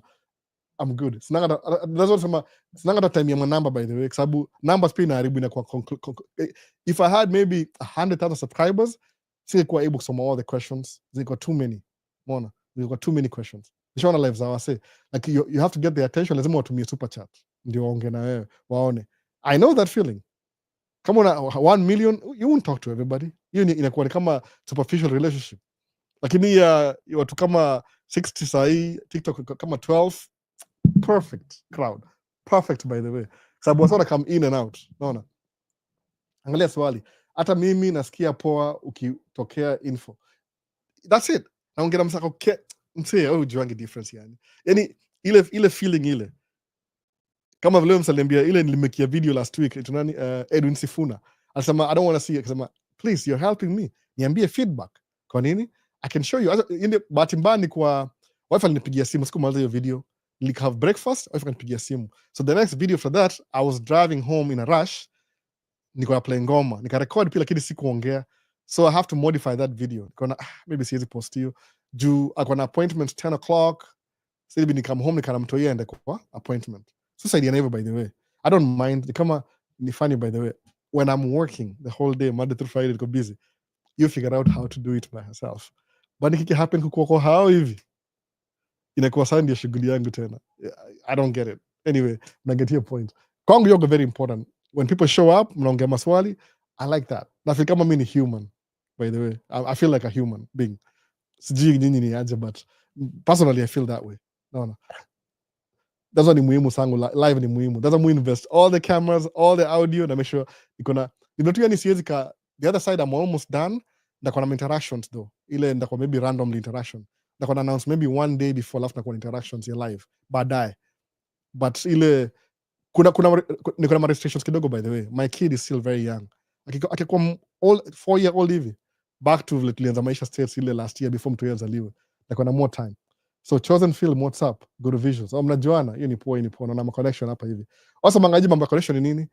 Your net worth is your network is your net worth. Mona. You value yako. Iko determine how many connections you have. Kisikia albo you make musa mangaji per day make $1,000 a day. You can drive truck. That's my business, by the way. Mimi personally, maybe I make $40 an hour kituka hiyo. So the 40 times 8 hours ama 10 hours, ini 400 hours a day as an individual. Alafu nilipe tax. Tax ni kama 30%. So maybe 300 a day times 5 days. As a driver, muji paka dereva, by the way. In terms of books, it makes sense. The last time siko jilipa kama dereva, I was paying more. Sikuwa na write off, na reduce tax liability. But muji lipaka $40 an hour every day. Kama dere ile. You have to keep those records, by the way. It makes sense kwa business. When you're being audited, imagine, know the rules, play by the rules. Don't make up your own rules. Business yako itakuwa very short-lived. Utakuwa audited once, uko shut down. Alafu uluzile trust na mabank, trust na gava, trust na hii. Know the rules, play by the rules. Sawa. Ikisema mungu anameki do, junajua something else. Ile pesa ya Alhal, mi ndio mu control bado. Pesa ya Albert, mi ndio mu control. So that's the thing. But know the rules, play by the rules. Muhimu sana usisahau hiyo kitu, nimerepeat mara ngapi, mara 3 ama kitu kama hiyo. Know the rules, play by the rules. Watakam F1 kuvisit ni B1 B2 visa umepewa visa know the rules, play by the rules. Don't make up anything, don't ignore anything. Itakubite baadaye, alafu itakumess up, utakuwa na trajectory. Leo niko very clumsy, nangusha vitu, utakuwa na trajectory alafu utaimaliza, yani your trajectory utaimaliza. Couple of questions, I'll be done. Saa tuendele kwa elite world. Wale mko Middle East, what's the process ya kuingia huko? Naona ongea hivyo. That's a very good question, elite world. Ongea hivyo sababu ushaanza kusafiri. Watch mtu watch every Kenyan content creator kwa YouTube na subscribe, but I don't really care. I'm not special. Naona I want their perspective, ni understand what's going happen. Na fika kama kuna ile connection ya Kenya. Hata kuna wengine very annoying, but msema tu let me just watch. I'm gonna hold my breath ni watch. Naona wanadanganya watu ati angalia vile streets ziko empty, watu wamekuwa deported wote. Mse wangu bazee. What do I tell you, man? What do I say about that? Muskia, okay, maybe people are content creator. Kuna something happen a content creator. Sometimes you're tempted. Mwaga tempted pia sema, should I make this? Kama save ni roll over. Ika roll over. Sema, okay, track me roll over. Should I make a video about this? Let me make video. Nime roll over, nionge story, ni vlog. Sema, listen, it's stupid. It's really stupid. What I'll do ni ile, I will make the videos, then me roll over. I won't share them now. And I explain, I'll use it as a learning example. Why did I roll over? Kulikuwa na ice kwa box, ika freeze, ikaangusha gari yangu juu ya weight na wind. Sawa? Just learn that. Let's make it a teachable or learning moment. Siku show off vile nime roll over mnione huruma. I don't need that. Kwa nini? Sababu even if I make a video ni roll over, alafu ni post your video, ni make 100,000 views, alafu YouTube nilipe $500, I'm still going to spend $10,000 to fix your truck. So imagine, let me make this as an example. Gari yako roll over is not the end of the world. You can fix it. Mona, maybe that's what I should have done. The only thing ile mgundua hivi, when I'm seriously doing something, ni hard ku film juu itani distract. Kama sahi the whole week nime dedicate ku fix truck yangu. It's good to go as we speak, sahi. Good to go. Kisha napeleka ioshwe, truck wash, the same truck wash nilienda kwa ile video, wa ioshe kuwe clean. Niseme sahi the one repair mbaki, one repair hydraulic, a dump truck na need kitu moja ndogo hivi very small thing imeharibika kwa dump truck ya ku flip to anyway. Nimengojea yani, and the reason why sina kitu hiyo part ya dump truck the whole week ni ile box yangu is made in Canada, box ya ile dump box Brandon Canadian. So because of Trump na stories za tariffs 25% shipment imechelewa, they were gonna ship it, but because of tariff wameihold, walipwe tariff kwanza ndio wa ship. So nime spend the whole week if do job because I'm missing one part because of tariffs. Niambie, do you think I have very good feelings about President Trump? No, I don't. But anyway, let him do his thing. Any part of the process. Just keep the whole week kitu ya $70. Very small thing. No. Acha niambie ni nini? Ile kama drive dump truck, ile kwa engine, kwa turbo moshi na kama hivi na moshi, alafu kuna switch na flip and back and forth. Flip. So hiyo flip imeharibika. Kwa nini? Iko na shock hapo hivyo, pneumatic shock. Unafinya button inafunga. So when I'm driving na ifungua ndio moshi iende kwa box. Ndio box ikuwe warm. Ndio things don't stick on my box. Nikidump ile majimaji bado ni majimaji juu ile heat ya exhaust. The exhaust ni very hot by the way. So hiyo switch iliharibika. Nikana load ya kwanza kurudi, everything imestick kwa box. Nikasema nda roll over. Nikamwambia I'm shutting down. Acha ni fix hii story. Part nimengojea wiki mzima. Is it now? It's not. The whole week imeisha sahi. Paka nimeorder moja used eBay ina come Monday. So I might be able to work na hiyo truck ingine because of one small thing here, $70. Paka nimeorder 3 by the way. Niko naye backup just in case. Unaona hivyo sasa? I can't make a video into serious. So instead of making a video ikuwe viral, let me make ikuwe teachable moment. Yani vitu serious na life. Because video will make you money this week. The most viral videos is on a very short shelf life, by the way, if you don't know. Approach yangu ilikuwa hivi, make evergreen content. Ile una make content 10 years from now is still relevant. Somebody can learn from it. Mtu akumake hizo content na lean towards educational, say entertainment. Sababu entertainment ni iko na very short shelf life. Tuendelee anyway. Swali ni mingi. Nishaambwa ni 2 o'clock. Nafaa kumaliza mapema. Siwezi kaa sana hapa by the way. Lazima niboge na mtu yeye amelia sana. Wale mko Middle East, what's the process? Washawaambia hiyo, washawaambia Middle East. Elite hebu waambie process ya kuingia huko. Tafuta contact, by the way, contact. Let me revise my question about hosting. If I have cash, can a host assist in funding a home for me and I pay on my own? Home TV. If you have cash, do you have cash or if you have cash? Which is which? More very specific. Sababu ni hivi, for somebody to get a house, lazima usign lease. Mimi nakwambia ukweli kabisa, in America, nobody is willing to put their lease, their credit in line to sign you a lease.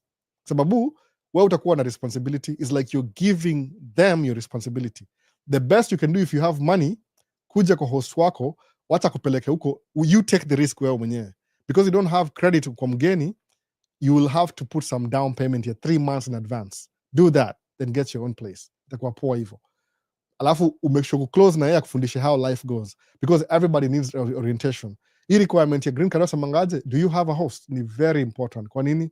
They are trying to integrate you to the society with somebody you know. Musamanga hiyo, by the way, kama green card, I think green card, when they know you're applying for a green card and you have family in America, wanakufavor. Kwa nini? Sababu green card program, enda angalie kwa website, there's a goal. Autaka nini? They want to bring the people from all over the world whose population aina enough immigrant America. Sababu America is a boiling point, by the way. Ina wase wengi sana kila mahali. Whatever Trump says, ati inafaa kuwa white country. Hata white country iko divided. Kuna watu wa Germany, kuna watu wa England, kuna watu wa Ireland, kuna watu wa Italy, kuna watu wa Greece, kuna watu everywhere, Spanish. So it's a mixed ball of everybody. Kwa nini? Ukienda mahali uibe country and the country is functioning, lazima kuwa na immigrant flow ikuwe permanent. Shida ni ile, Europe is doing so well, they don't need to immigrate to America. Alafu Africa is not doing so well because of oppression ya colonialism. So sisi we want to come here to make a better future. Alafu turudishie pesa Kenya juu hiyo status quo iweze haribika. Anyway, hii ni politics mingi, tuendelee. I'm running out of time. Thanks for the inspiration. Wacha ni log off, kesho niko Mboka. Enjoy the rest of your day. Sasa acha nimalize maswali za YouTube nimalize. So ndio hivyo, if you have money, kuja kupeleke, alafu wewe put your credit in line. Don't let them akusimamie. Home TV. If you have money, you're good, you'll be okay. If you have money, that's what, like you said, wachukua your risk, go rent apartment wewe mwenyewe, alafu ingie ndani na jina yako. That means you'll pay the extra money you have to just to get it. Sasa that'll be better that way hivyo. Kama ni if statement. Let's see. My people, please, let's like the chat. Albo needs the cash too, as he educates us. Please. Let's see. I need the money to give it back to you guys. Mtu ana passport. Mi sikogi nategemea pesa ya YouTube. I'm telling you the truth. I've been giving it away since near the YouTube. I don't keep the money. But like video ni ile inasaidia inakuwa na more rich. People who don't know these things inawafikia. Hiyo ni muhimu. Si do, I don't make money from YouTube sana. Ni kidogo sana. Which I give away every single time. Every single time, by the way. Nizakambia every single time pesa nipatiana ni ya YouTube. That's why you take long before nipatie mtu do. Nangoja check ikuje. Kama last month ilikuwa almost 100, ikifika 100 kabisa. Almost. Si do mob sana, by the way. Information ndio more important. Share ndio ikuwe na more engagement so more people can see these videos. Hiyo ndio muhimu. It's not the money. The money, I already figured out how to make money. Ukweli kabisa, I'm just being honest. Sikui arrogant or anything. I figured out how to make money. See YouTube. If YouTube pays me, then I'll be doing it full time. But kwa watu wengi ni very unreliable YouTube. Unless una brand deals. And hizo ni short lived. The moment you become relevant, ni marketing. Marketing ni very tricky. No. So let's see. Ukweli kabisa, si need pesa ya YouTube hivyo. I needed to give away. Hiyo ndio muhimu. Wasapata passport. Step 1 para passport, by the way.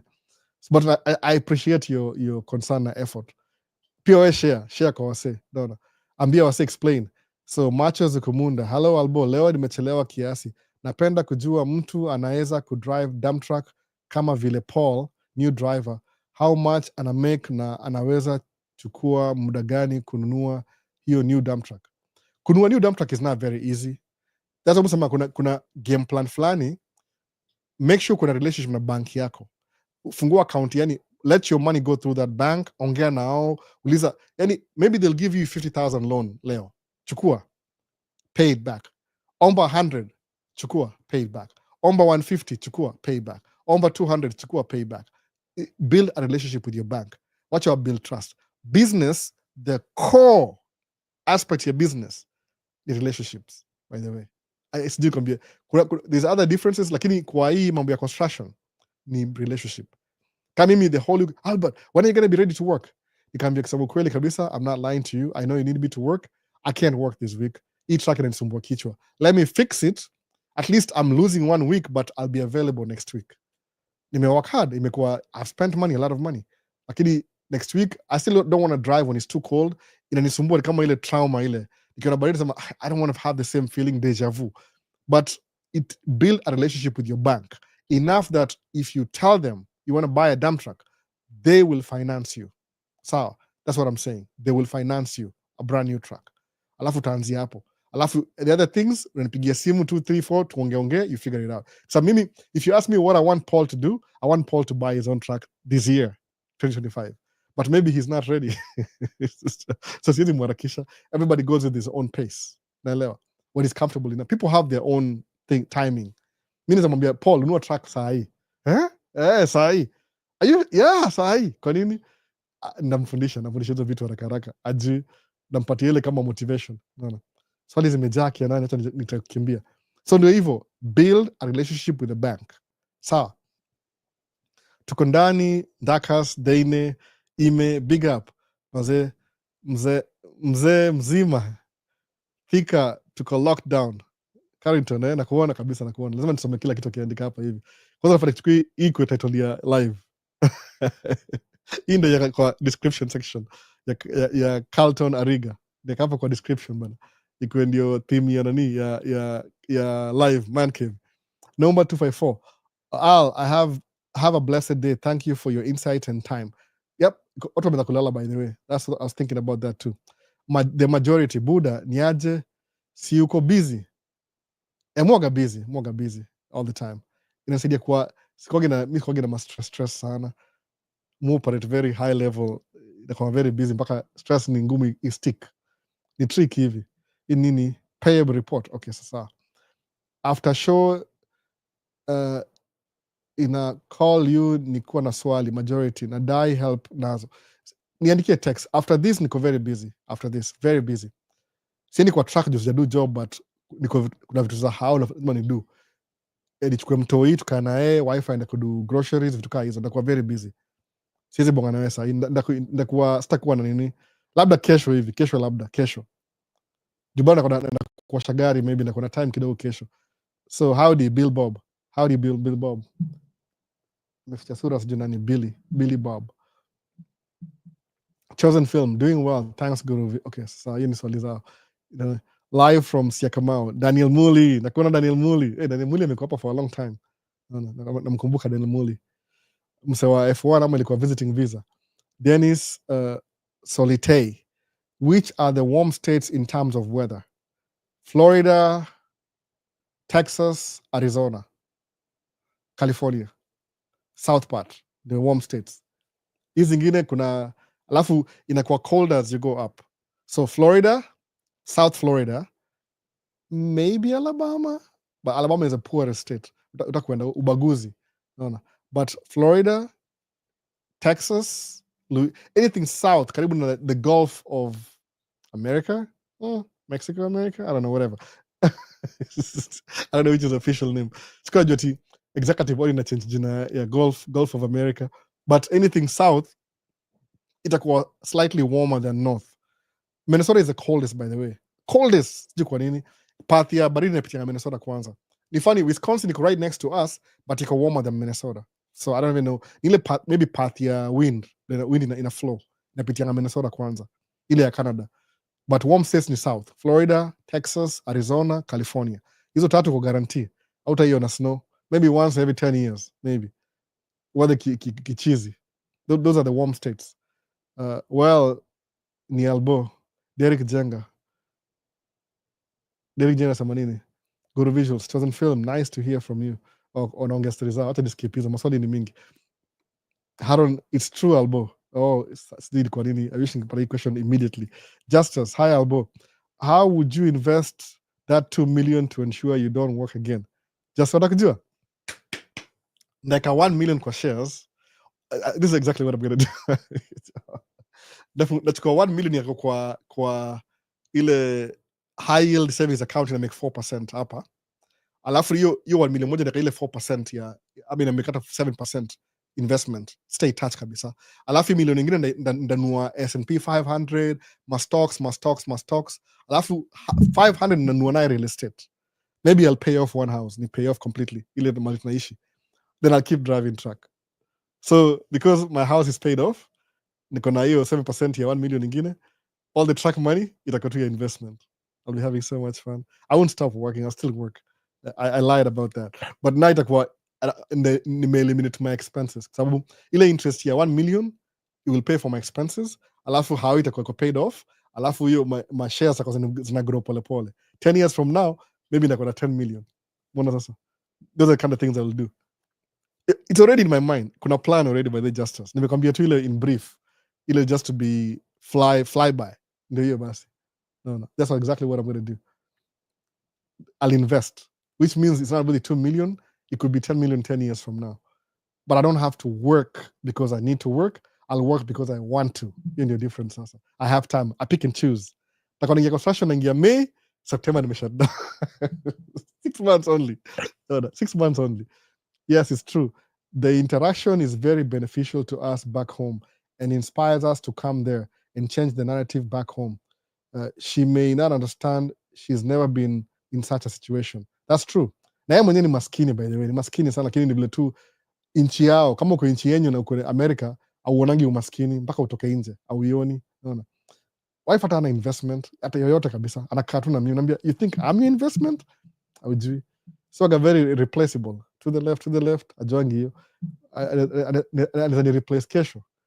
It's injustice to have 60 of us watching na likes in 31. Duke of V10. Sasa like in the video. Make Duke of V10 akwe encouraging. Ni engagement, by the way, ni engagement. No. Ni engagement. Please. Wase like video ni kwenye engagement. Like to click usahau. One time. Inafaa nikuwe na graphics na camera sama hivyo. Like video. Ama na upper body ya kuni remind. Niaje Albo, how did you decide on living in that state? Linux, my sister was here. My sister. So nikuja hapa hivi, host. Ilikuwa iko determined na host. Nikuwa na makuzo na my sister, somewhat like some family friends, family members. So ilikuwa easier to integrate around people that I'm familiar with. That's why I ended up Minnesota. My sister alikuwa hapa. Alikuwa naishi Tennessee, akamove hapa hivi kuishi na best yake mmoja. So when I came, I live in my sister's college mate kwa nyumba yake. Then nika meet Kuzo. Kuzo pia alikuwa mgeni pia, akahama kwa nyumba yake. So nikaenda kuishi na Kuzo, tuna split rent. Sababu tulikuwa wageni sisi wote. Fact ilikuwa my sister was here.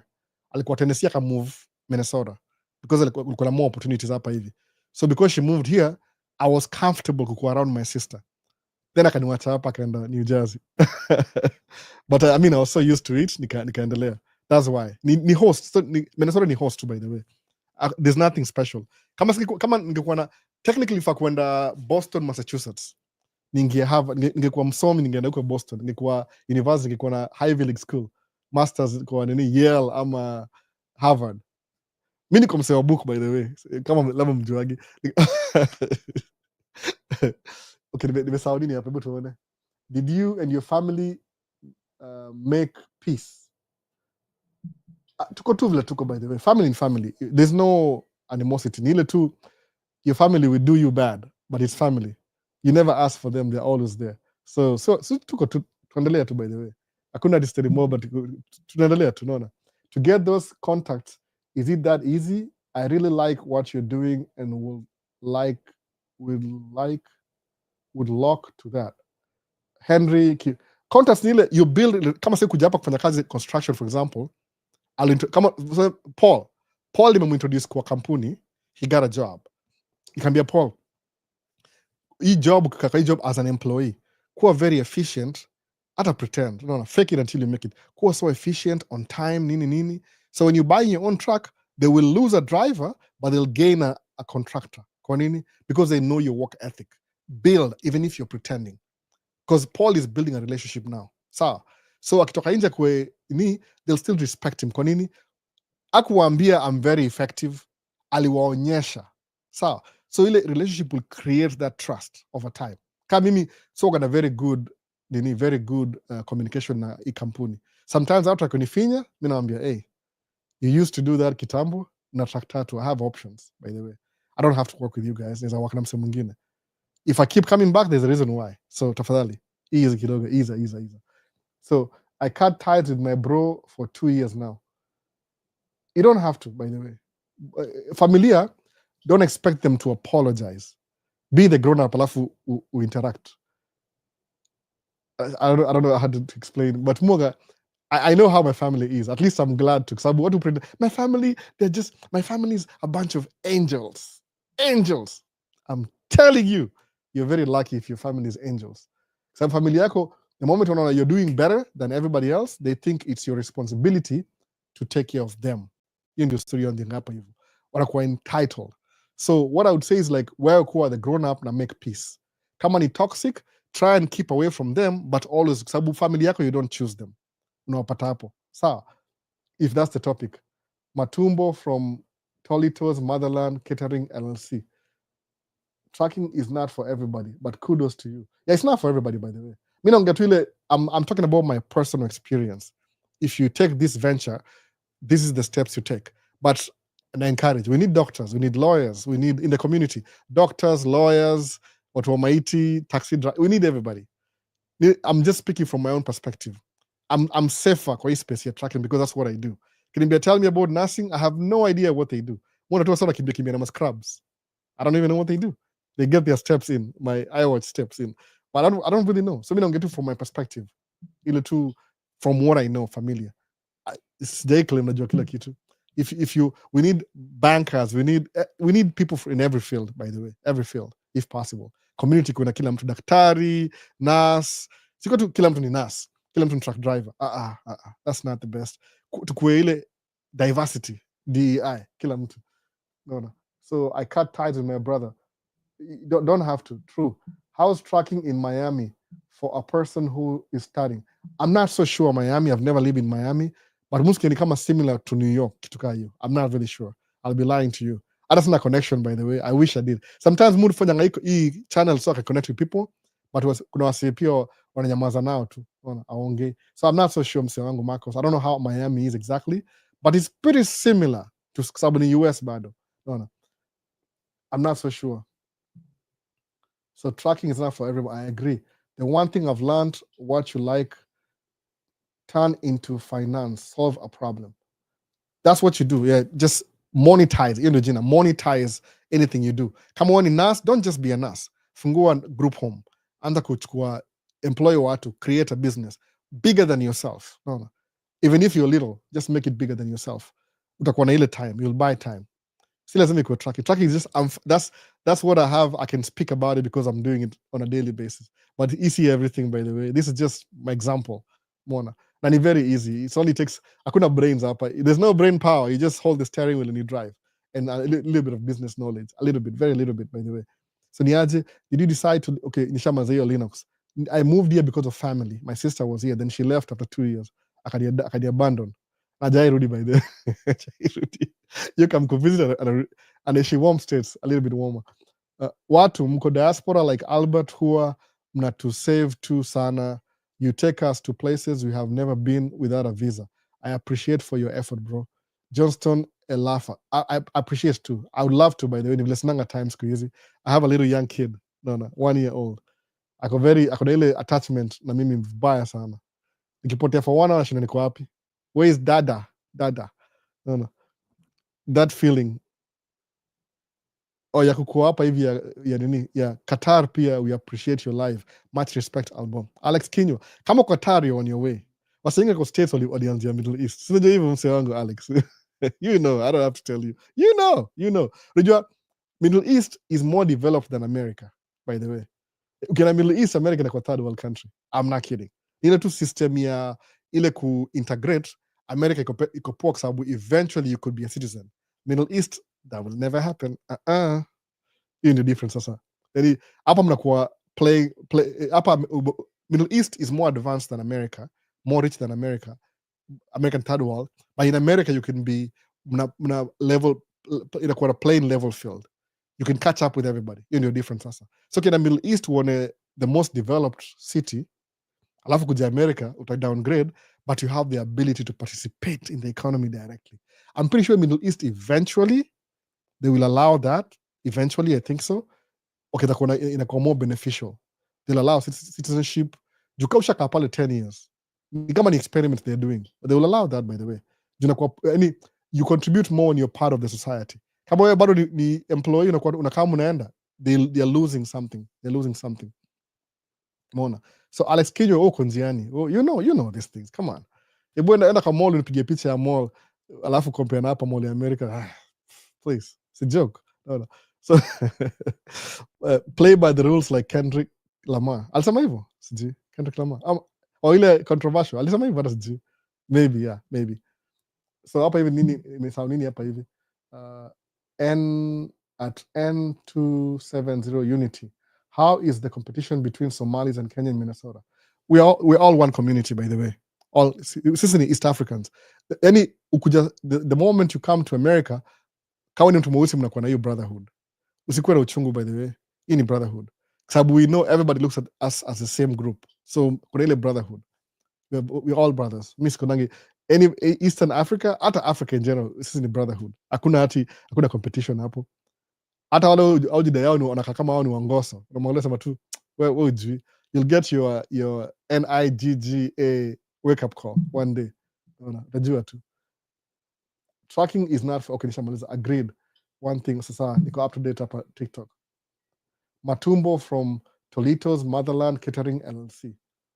Matumbo, Motherland. Kuna restaurants ama nini? What do you have? Naangalia kitu Tolito's Motherland. Sasa naona hivyo Matumbo. Nikanjaa. Leo nataka kwenda kwa Jojo kukula Kenyan food leo. Mbaya sana, by the way. Leo lazima nikule ugali leo. We don't cook ugali in our house, by the way. Tunaunga na kila kitu. Hawatoi. Wacha tu. Napika nikule peke yangu. Sema I'd rather pay somebody Jojo animeke ugali haraka haraka. I mean, na support business yake pia. Na support business yake nikibuy dish huko. And it's good. It's good. Maybe video next nikipost sometime next week. Na post nimaliza video moja niko na Jojo on Sunday, last Sunday. Sijamaliza edit, by the way. Video last week. Unaona vile nimechelewa. Last week nimechelewa. Na post this week. Na edit. Sijamaliza edit bado. Ili make video kwa Jojo last week. Mtaona mpaka nikidishi everything. Hata leo na kingine tena times 2. Hey, Jojo pika dishi poa sana. Itonga Tamu Grill and Catering. Iko downtown Minneapolis, Riverside. Nawambia address. No. Is still there jobs for newcomers there? Any job? Jobs. They're always hiring. I'm saying. Kidding me? Job haziwezi isha. No. Hapa ni Sam from Burnsville. Big up for representing us. Karibu bwana. Headmaster Sam, siwanze YouTube bwana, tafadhali. I'll teach you how to do it, please. Kama uko US, you want help kuanza YouTube, my limited skills in the last 2 years, I will share with you how to do YouTube. Please. And just do it. Don't hakuna perfection. Burnsville, please, anza YouTube bwana. Your skill, whatever you know, people need to know that. Kama uko na hiyo time, that is. Mimi kama uko states, anza YouTube. Please, anza YouTube. Hata kama ni don't go for the money, enda for ile share your information. Naona hata kama ni TikTok, anza tu. Nimeanswer question kweli? Ilikuwa nini? Albo ni aje out of talk kidogo. Huko hakuna kitu ya out of talk. Hii ni Q&A, iko Zachary Ngigi ni open. Hakuna hapa ni Q&A, nimeita Q&A. Hakuna ni Q&A straight up. Huko US venye inakuanga legal. Ni aje out of talk kidogo. Huko US venye inakuanga legal, then what? Ujamaliza swali Ngigi ama mwendelea mahali? Nimeona mahali inakuanga legal ama unamaanisha nini? Unamaanisha ile step kusmoke na nini? Iko legal kabisa, bora usidrive. Yani ni funny, bangi iko legal, very legal by the way, but ni legal ona ile nisemeaje, there's still rules. Vuta bangi yako, but don't interact na law. Usidrive gari, usichape mtu. Please, don't get me twisted. Vuta bangi kwa hawa yako legally, but don't drive. Utashikwa jela bado. Si ati ni legal maanisha do whatever you want. Hapana, bado kuna sheria. Ni legal lakini kama unaongezewa hiyo, by the way, Zachary, ni legal lakini kuna ile restrictions bado. Don't usichapane na law, jua limits. Naona, know the rules, play by the rules. Na insist niyo kitu kwa theme ndio mkumbuke. Know the rules, play by the rules. Ama iko title ya hii live maybe. Itakuwa poa hivyo. Know the rules and always play by the rules. Utakuwa sawa. Usijimess up by vibaya sana. Utashangaa. Albo, if you want to invest in the truck parking, how much does it cost? And what about cash, car wash too? Hassan wa Isa, hizi stories za truck parking lazima unge na specific city. Kuna process before. Actually, kama mimi sahi, I'm in the process ya kutry ku reach out kwa cities. Naambia, hey, this is my proposal. Alafu uende waivotie kwa bodi yao of commerce. The moment napata, I know the location, but ni hard to go through bureaucracy ya government. But I believe penye nia kuna njia. Car wash is the same thing too. Lazima ukumunga proposal. It's bigger than yourself. Gava allow, then you go for funding. Actually, if Gava allows you, they might even give you funding. Alafu walipe pole pole. Kwa nini? Because it's taxes to them. So nile, I have the idea, but musemangaje, let me look at it from a business perspective first.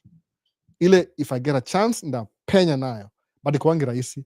The best I can do is to buy an existing business if the owner is willing to sell. So what I do ni approach owner muze, how much is your parking lot? This much. How much would you sell it for? I'm not thinking of selling it. Then it after my investors. Kwa nini? Nimlipe whatever he wants, I take it away from him, then I'll be paying my investors every day while I'm benefiting from the same. Kwa nini? Juu kama sema ikuwe 5 million, ina generate 200,000 per month. Nini mortgage yake kulipa every month cost ni maybe 50,000. Nikipata my investor wawili, ni walipe every month dividend, alafu mimi keep 50. Si bado niko mbele. So it's a long-term strategy yangu, by the way. If it works, okay. If it doesn't work, but I'm looking around. Iko very complex in a way, because I've been involved bureaucracy.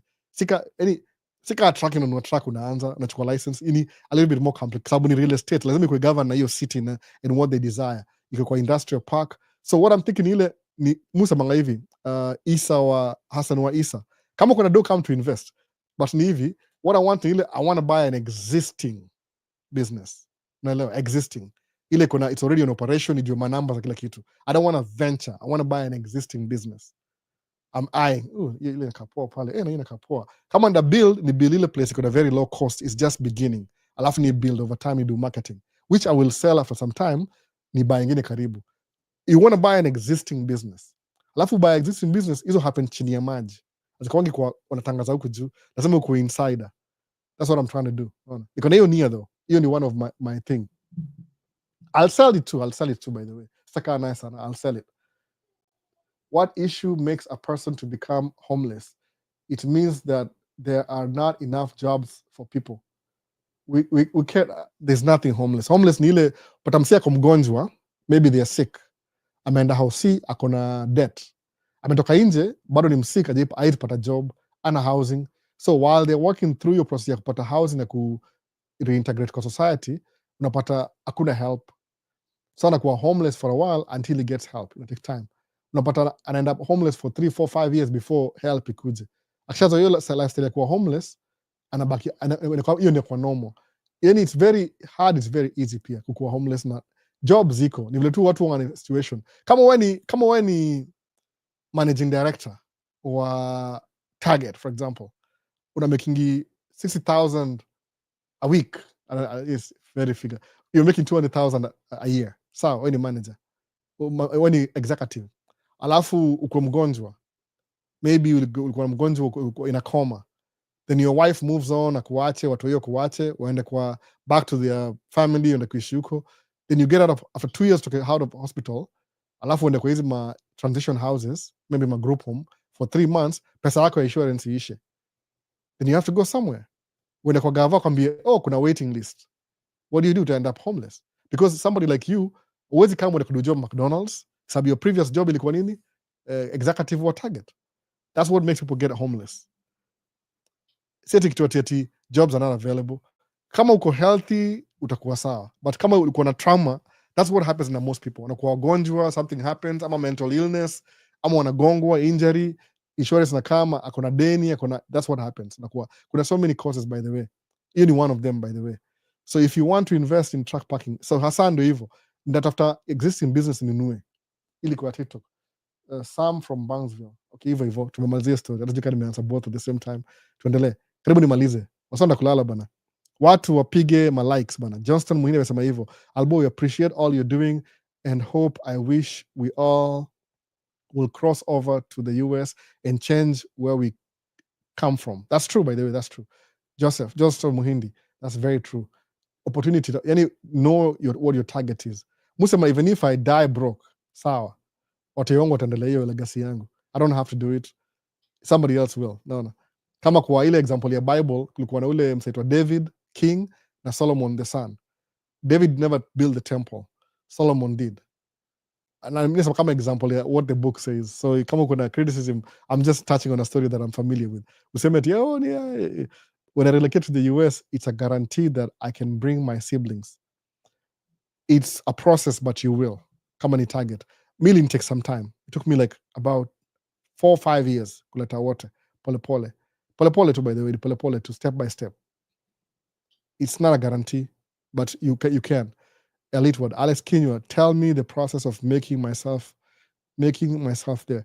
Alex Kinywa anaulizwa elite word anataka mtoko Middle East, I'm guide. But fanya hivi, by the way, Alex Kinywa, enda kwa YouTube, look for Middle East content creators, get in touch. Hata si lazima au specifically, enda kwa comment section yao.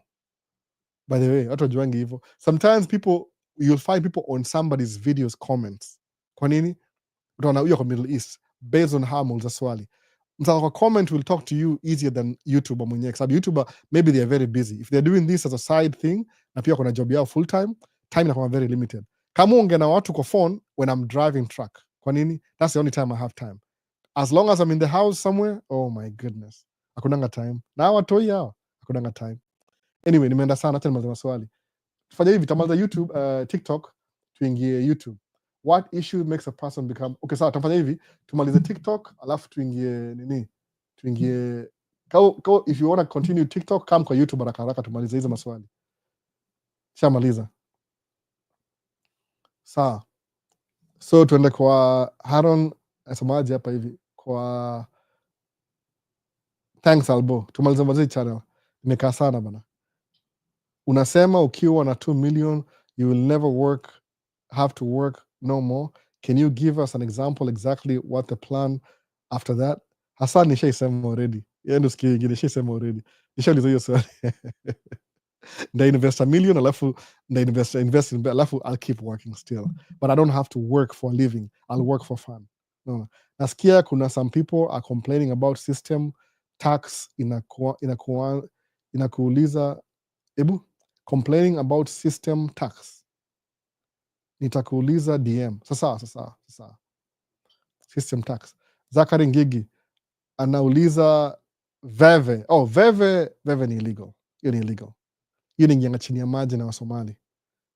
Alex, Veve ni illegal mbaya. Bado ijakuwa au ingisha sijua Somali ingisha ngaje. Bado ni illegal. Hiyo si iko authorized na federal government, so ni illegal. No. Wala hapa wewe mse. Hiyo ni illegal mbaya. Au chona ni very expensive kuleta hapa. Yeah. Nauliza Jaba, is it legal? Yeah, it's illegal. It's illegal. Very illegal. I'm sorry. Very haijakuwa authorized na Gava. That means Gava is not making money from it, so ni illegal. Albo, kuna mechanic wa matruck hiyo field iko aje? Willicent Wanjiru. Actually msamenifixia truck yangu is one of my friends. Aitwa Pretty Logistics. Akona yani truck driver, alikuwa military, alikuwa army. So in the army alikuwa maintenance. So yani amenifixia truck, by the way, on Thursday. Anajua kila kitu ya truck, ile ma panel, ma accident, amenifixia truck perfectly. Nimespend kama $500, amenilipa ile labor, akanifixia truck. Alafu $500, by the way. Mechanic utapata job. Yani ni kama tracking. Ni vile tu I'm not a mechanic myself. Willicent Wanjiru. Mechanic iko very high demand. Very high demand. Kwa sababu gari ziko. Hata hii si swali unaniuliza. Wewe kuja hapa alafu uone. You'll do it in the back of your house if you're allowed to. Mechanic ni dangerous. Utamake do kila siku. Hata you might not even work. Utawacha kutafuta job. Ndio watu wako na mashida magari. Wacha. Willicent, mechanic. I'm sorry, mimi si mechanic nisema ukweli, lakini best yangu huyo amenifixia truck. You drive akona truck yake pia nini side dump na kila kitu, na you make more money kama mechanic than trucking. Kwa nini? Ana breakdown moja hivi for 3 hours, so tano ingine, so by the end of the day I make more money on a good day than trucking the whole day. Unaona, nimedu sometimes you are very slow, hiyo huwezi kosa job, sikudanganye. That's something, mechanic is something that people need. Alex Kinywa, Elite World update, nilikam na agent. Kuna agent but very expensive, but pia unaweza apply job direct online. Try Google Jobs in Qatar, utaona many options from different companies. Umesikia hivyo Elite World? Umesema hivyo? Umesikia? Acha niripiti tena kwa Elite World, ama mse yote atakujua kuja. Elite World update, nilikam na agent. Kuna agent but very expensive, but pia unaweza apply direct online. Try the Google Jobs in Qatar, utaona many options from different companies. Amwambia hiyo Alex Kinywa. Sasa hata Duke of Iten yako Middle East. Thank you all for liking. That's the spirit on this channel. Always share it with your click. Thanks on behalf of the creator. Duke of Iten pia kwa Middle East. So nani Alex Kinywa alikam na agent. Do whatever it takes, by the way. Hata kulipa dosa usijali, you will make that money. Please wase, usiogope kuspend. Mu spendingi saa zingine mpaka nasikia uchungu, but what do I do? No. Like Duke of Iten, nashukuru sana. Share kama hii kitu iko valuable kwako and you know somebody who might need the information, share na yeye, mtumie video, mwambie watch hii video patiently. See, like front heavy, ili ati the first 10 minutes utapata everything. Questions na come within. That's why I'm trying to keep the lives ikuwe short, ndio wase wa watch isikuwe mrefu sana. Sa live Alex Kinywa, I can try na agent. Elite World, please jaribu. Elite World mazee, please. Umekuwa hapa for a long time pia wewe, najua hivyo. Jaribu uende Middle East, it's halfway in. Angalia story ya Malcolm Arnold, because ile traveling, you're already traveling, you already have money. So family ties, yani hiyo ni B1 B2, you're on your way. Naona haraka haraka. Tumefika wapi kwa swali? Albo, as a newbie, what's the most reliable car to buy based on miles? Precisely that which will give us a service for 2 years. Gari ya poa kabisa kuja hapa hivi America, nunua Toyota, any Toyota ama Honda ama Nissan, Japanese. Sababu Japanese wako very specific, gari zao hizo. Tuseme tu Toyota, mi gari yangu ya first ilikuwa Corolla nili lose because ipata accident. Gari ya pili ilikuwa Camry, siku lose, nilikaa naye 7 years. I never intended to sell that car. Nilipatia madhe akapata naye accident, then I had to give it up, nikanunua Audi. So Audi nile nimeanza kumake do, because Audi ni poa sana, nikabuy Audi ingine, but still nimebuy Ford. I mean, reliable in Toyota, you never go wrong with the Toyota. Kuanzia Corolla, Camry, gani ingine Toyota yuko nini? Kuna Corolla, Camry, Avalon, kuna Highlander, kuna RAV4, kuna hizi zingine in between nimesahau jina, kuna pickup Tundra, Tacoma ni Hilux, Toyota Hilux ni Tacoma hapa. Jina tu ndio difference, the same. Kuna hizi ma Land Cruiser, kuna Lexus ni Toyota, by the way. Lexus, any Lexus ni Toyota bado. Quality haitaharibika, you'll be surprised. Utaendesha hiyo gari mpaka uchoke nayo, seme I'm sick of this car. Mi nikana Camry yangu, ajui napost hiyo video ikichukuliwa. Niko na hiyo video mahali old, siku ipost hapa, ni post kwa channel ingine. Niko na hiyo video ikichukuliwa, they were taking it away. Labda ndaishare kwa link kwa hii, maybe nishai post already. Naona madhe alipata accident na hiyo gari. Madhe, I gave it to my mom, hiyo Camry haikuwa na shida yoyote, power windows, everything from brand new kwa the job. Hata mimi I'm so tempted jini niwe Camry ingine just to have it, kwa sababu hii Camry mpya siku hizi ni 4-wheel drive, ni all-wheel drive, by the way, meaning yani man, Toyota mazee hata sijui tu, yani gari zao azikuwangi very classy, ati ile executive, ile creature comforts, but reliability, by the way, utakuwa na tu tires, brakes na oil change, that's it. So you need 3 years in, by the way. Toyota, you never go wrong ever. Mina, I can even if they give me a car for free, nasema give me, naongea hiyo gari kila siku. My Toyota Corolla, no issues, zero kabisa. hata kama ni foreign car according to America, but they're built in Canada na America anyway. Unaona? Thanks sana Albo. We listen, tutashanga sana mechanic haki nani usije kwambia kuna vitu nataka kuongea I'm not so familiar with it. Usikuwa mistaken because mortgage you are tracking. Mimi naongea something that I'm comfortable in, but there's so many opportunities kuliko vile yani beyond mimi ni ile tu you have to see it to believe it. You have to be here ndio uone, na usiambiwe na mtu whoever tells you nothing, hata mimi usiniamini. No. So you have to see it is believing. Kwa history ya mechanic sawa. I know most expensive states to live in, New York na California, very expensive, but at the same time know it all, ni very expensive but ni iko na more opportunity pia, you'll make more money, kuna more opportunity New York na California, of course. No. Thanks Albo for today. Zachary Ngigi, we don't take it for granted. Hata wewe, thanks for being here by the way. Everybody, thanks for being here. Mwenye keep company. Unajua ile I feel it. We feel by the way. No, I never miss. So, some things happen, I almost miss, but I never miss. Today I didn't even feel like doing it by the way. Nimechoka sema hapana. Yeah. Get off you have to speak to my people. No. Nimechoka, weather imechange kidogo, kulikuwa warm alafu imekuwa cold, so Mungu anaafektiwa, nakuwa na dizziness nini kitu kaa hiyo. Nilitembea sana jana by the way, ndawamekia video, ndawaambia kitu, ndawamekia video maybe hapa hivi kwa city yetu. There's a new facility wali build, I didn't even know. I worked there 2 years ago but I've never gone back to kuona vile inakaa. So my wife ananiambia, do you want to walk? Yeah, I want to walk my steps. Sawa, I'll just go to the community center. Kambia no, just go, nikaenda huko hivyo. Kuna indoor na outdoor. Outdoor imefunikwa hivi, so kasema hey, this is so interesting. So if I want to walk, get my steps, kuna treadmill hapa hivi, but treadmill ni boring, you're just there. You start here, ukienda kwa group ya wasee kwa community center, you can walk 8 times around you in 1 mile. So nitembea 8 times hivi, nikaenda downstairs 5 times hivi, nikaenda kama 2 miles jana. I made so many steps yesterday, nilifurahi. So nilikuwa na feel dizzy sana juu weather ni baridi sana most. Nikitembea pia ni part of exercise kwa place uncomfortable. So I was feeling a little bit sick today. Kasema kuna tukaa hiyo, ndakaa chini niongee. No. Whatever happens, ikidunda bahati mbaya, but tulianza live anyway.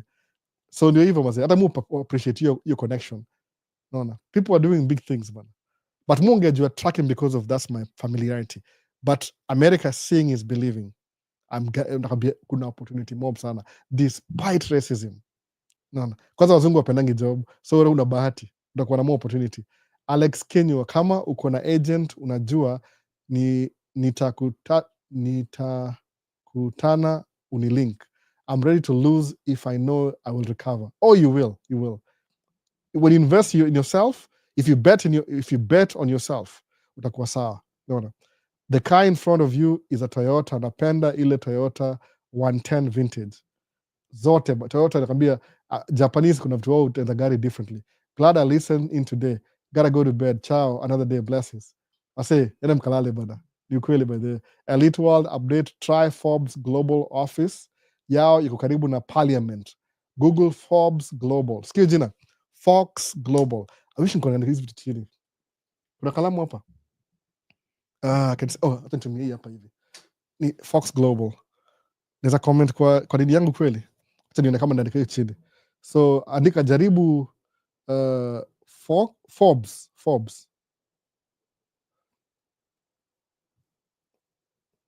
Lazima tushare resources bana. Elite atoka Kenya akawe halfway in. Forbes one day ndakuwa na hiyo opportunity ya kuinvite watu wakuje. Nimeka Forbes Global, chani type hapa hivi kwa comment. Resources bana, resources. Karibu na for Forbes Global Office. Sawa, to comment ndio hiyo. Naikumbuka kama naikumbuka. Imeenda kwa live. Sijui naipo baadaye. Unaona? Kwa agents, my agents by the way. My agents.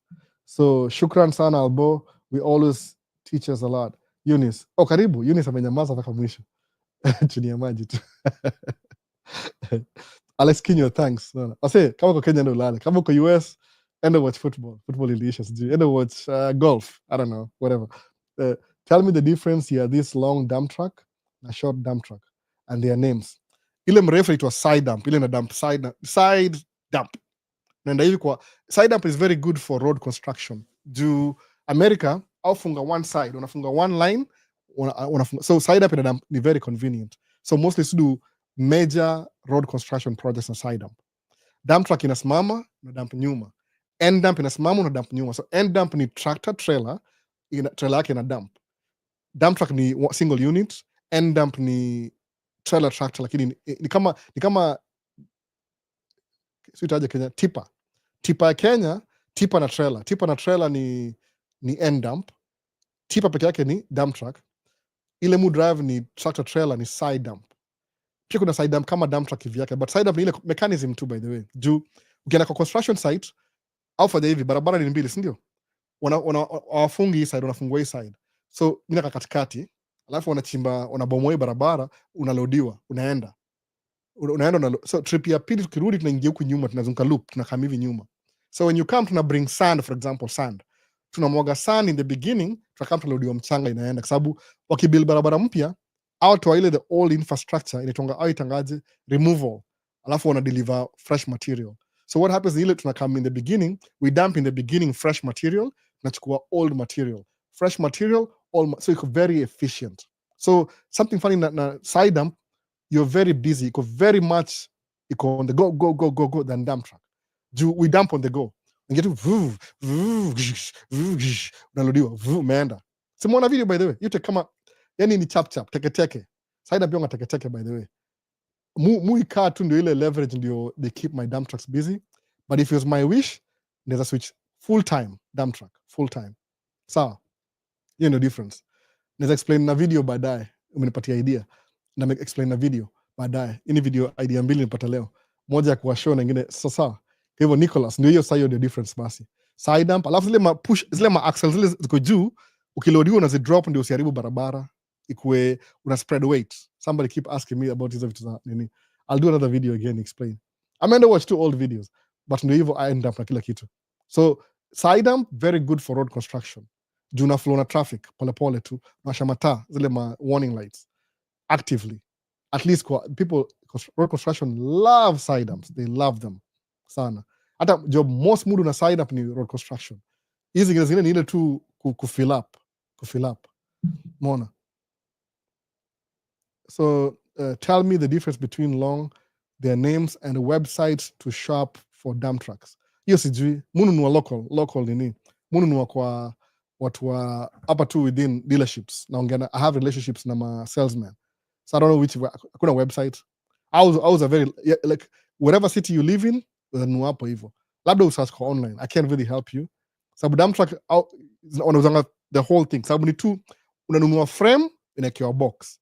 So what the dealership does, you can buy the frame alone, ujieke box mwenyewe. But mostly, au gana partner, unanunua frame, alafu unaweka box, alafu inakuwa tayari. You order in advance, ama unaenda unanunua ile kwa lot. That's sijui website.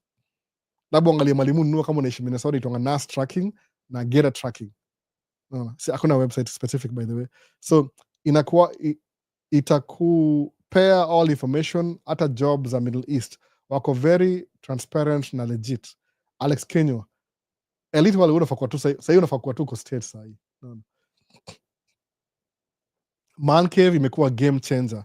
Boy child atakuwa empowered, endelea kutuchanua. Kabisa, by the way. I wish kuna more people waongea stories zao. I'm not a full-time YouTuber, hiyo ndio shida. Embassy House, Arambe Avenue. Sasa umesikia Alex Kinyo, kuna nyingine Embassy House, Arambe Avenue. Agent.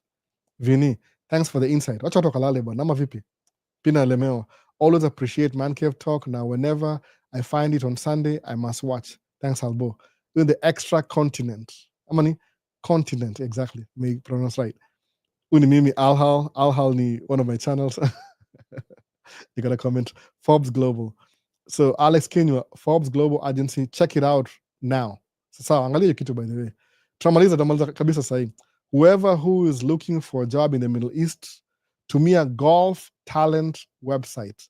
And if you are into hospitality, use oh my goodness. Duko V10. So nitumie hizi vitu alafu ni make video nazo tafadhali. Tuma hizi vitu na make video. You'll give me information. Alafu labda na kuinterview alafu useme Duko V10. To share information. itakuwa poa sana tukishare information ama vipi? Yep. Last question, the last question. Tune in all day, training 254. Sasa wase, nashukuru sana. Thanks a lot. Kama kuna resources, nitumie message. Kama una time, please email, alafu nda make a video, alafu I can even interview you. Nikupigie simu, alafu tuongee, alafu tusaidie wase. Ama vipi? Juu sijui dizi itakuwaje. To share information by the way wase. Inakuwa the more tunasaidiana, the more tuna uplift kila mtu at the same time. Itakuwa poa. Tutakuwa na ile buying power. Hiyo ndio economy ndio buying power. Power yote itakabina economy. Unaona hivyo? Tukuwa na buying power ikuwe strong, tutaheshimika the whole world by the way. Hiyo ndio muhimu ya hiyo. To uplift kila mtu at the same time. Unaona? So there's a link ya Forbes Global Trending 254. Shukuru sana by the way. Thanks for watching. Kama una swali yote, comment down below. Kama uko na resources, kama ule mso wa French Legion, nitumie message please to don't be afraid. Tuma tu message alafu tuongee, ama namba yako ya simu tuongee, niza kuinterview. Sifanye job kesho, ndakuwa na deal mambo ya track, the last bit, ndakuwa na time kidogo. Tuongee tu by the way, tusaidie wase. It's very important by the way. Don't feel like your brother should not be rich. Wacha tukuwe rich sisi wote at the same time. Wengine wakuwe hapa, wengine wakuwe hapa, but either way sisi wote ni wadosi. Itakuwa poa sana by the way. Mimi na believe itakuwa poa sana. Sababu nobody has any problems. Tukam pamoja hivi tutakuwa tuna solve problems mob sana. Jugava ya Kenya 20 to 40 years from now labda is improve, labda. Juu itawachwa nyuma. Ni mambo ya colonialism. It's not our fault. Tulijipata tu hapo hivyo. Kuna some people walikuwa very greedy, walikuwa ruthless. Wana play democracy kwa nchi yao, ni madictator outside nchi yao. Unajua hiyo irony. That's what it is. Mimi sikuwa kusema tu kama hizo, naongea Kiswahili by the way. Hawezi kuwa wanajua. Wakijua already shut down, but in a way ni ukweli, ni ukweli. Nimesoma book. Sasa next time wase. Peace. Nimeona comment moja imesneak in. Ni nani huyu? Oh, good, bye bye. Good important information. Thanks for, it's a good one. Hiyo ni ya mwisho wase. To end live basi.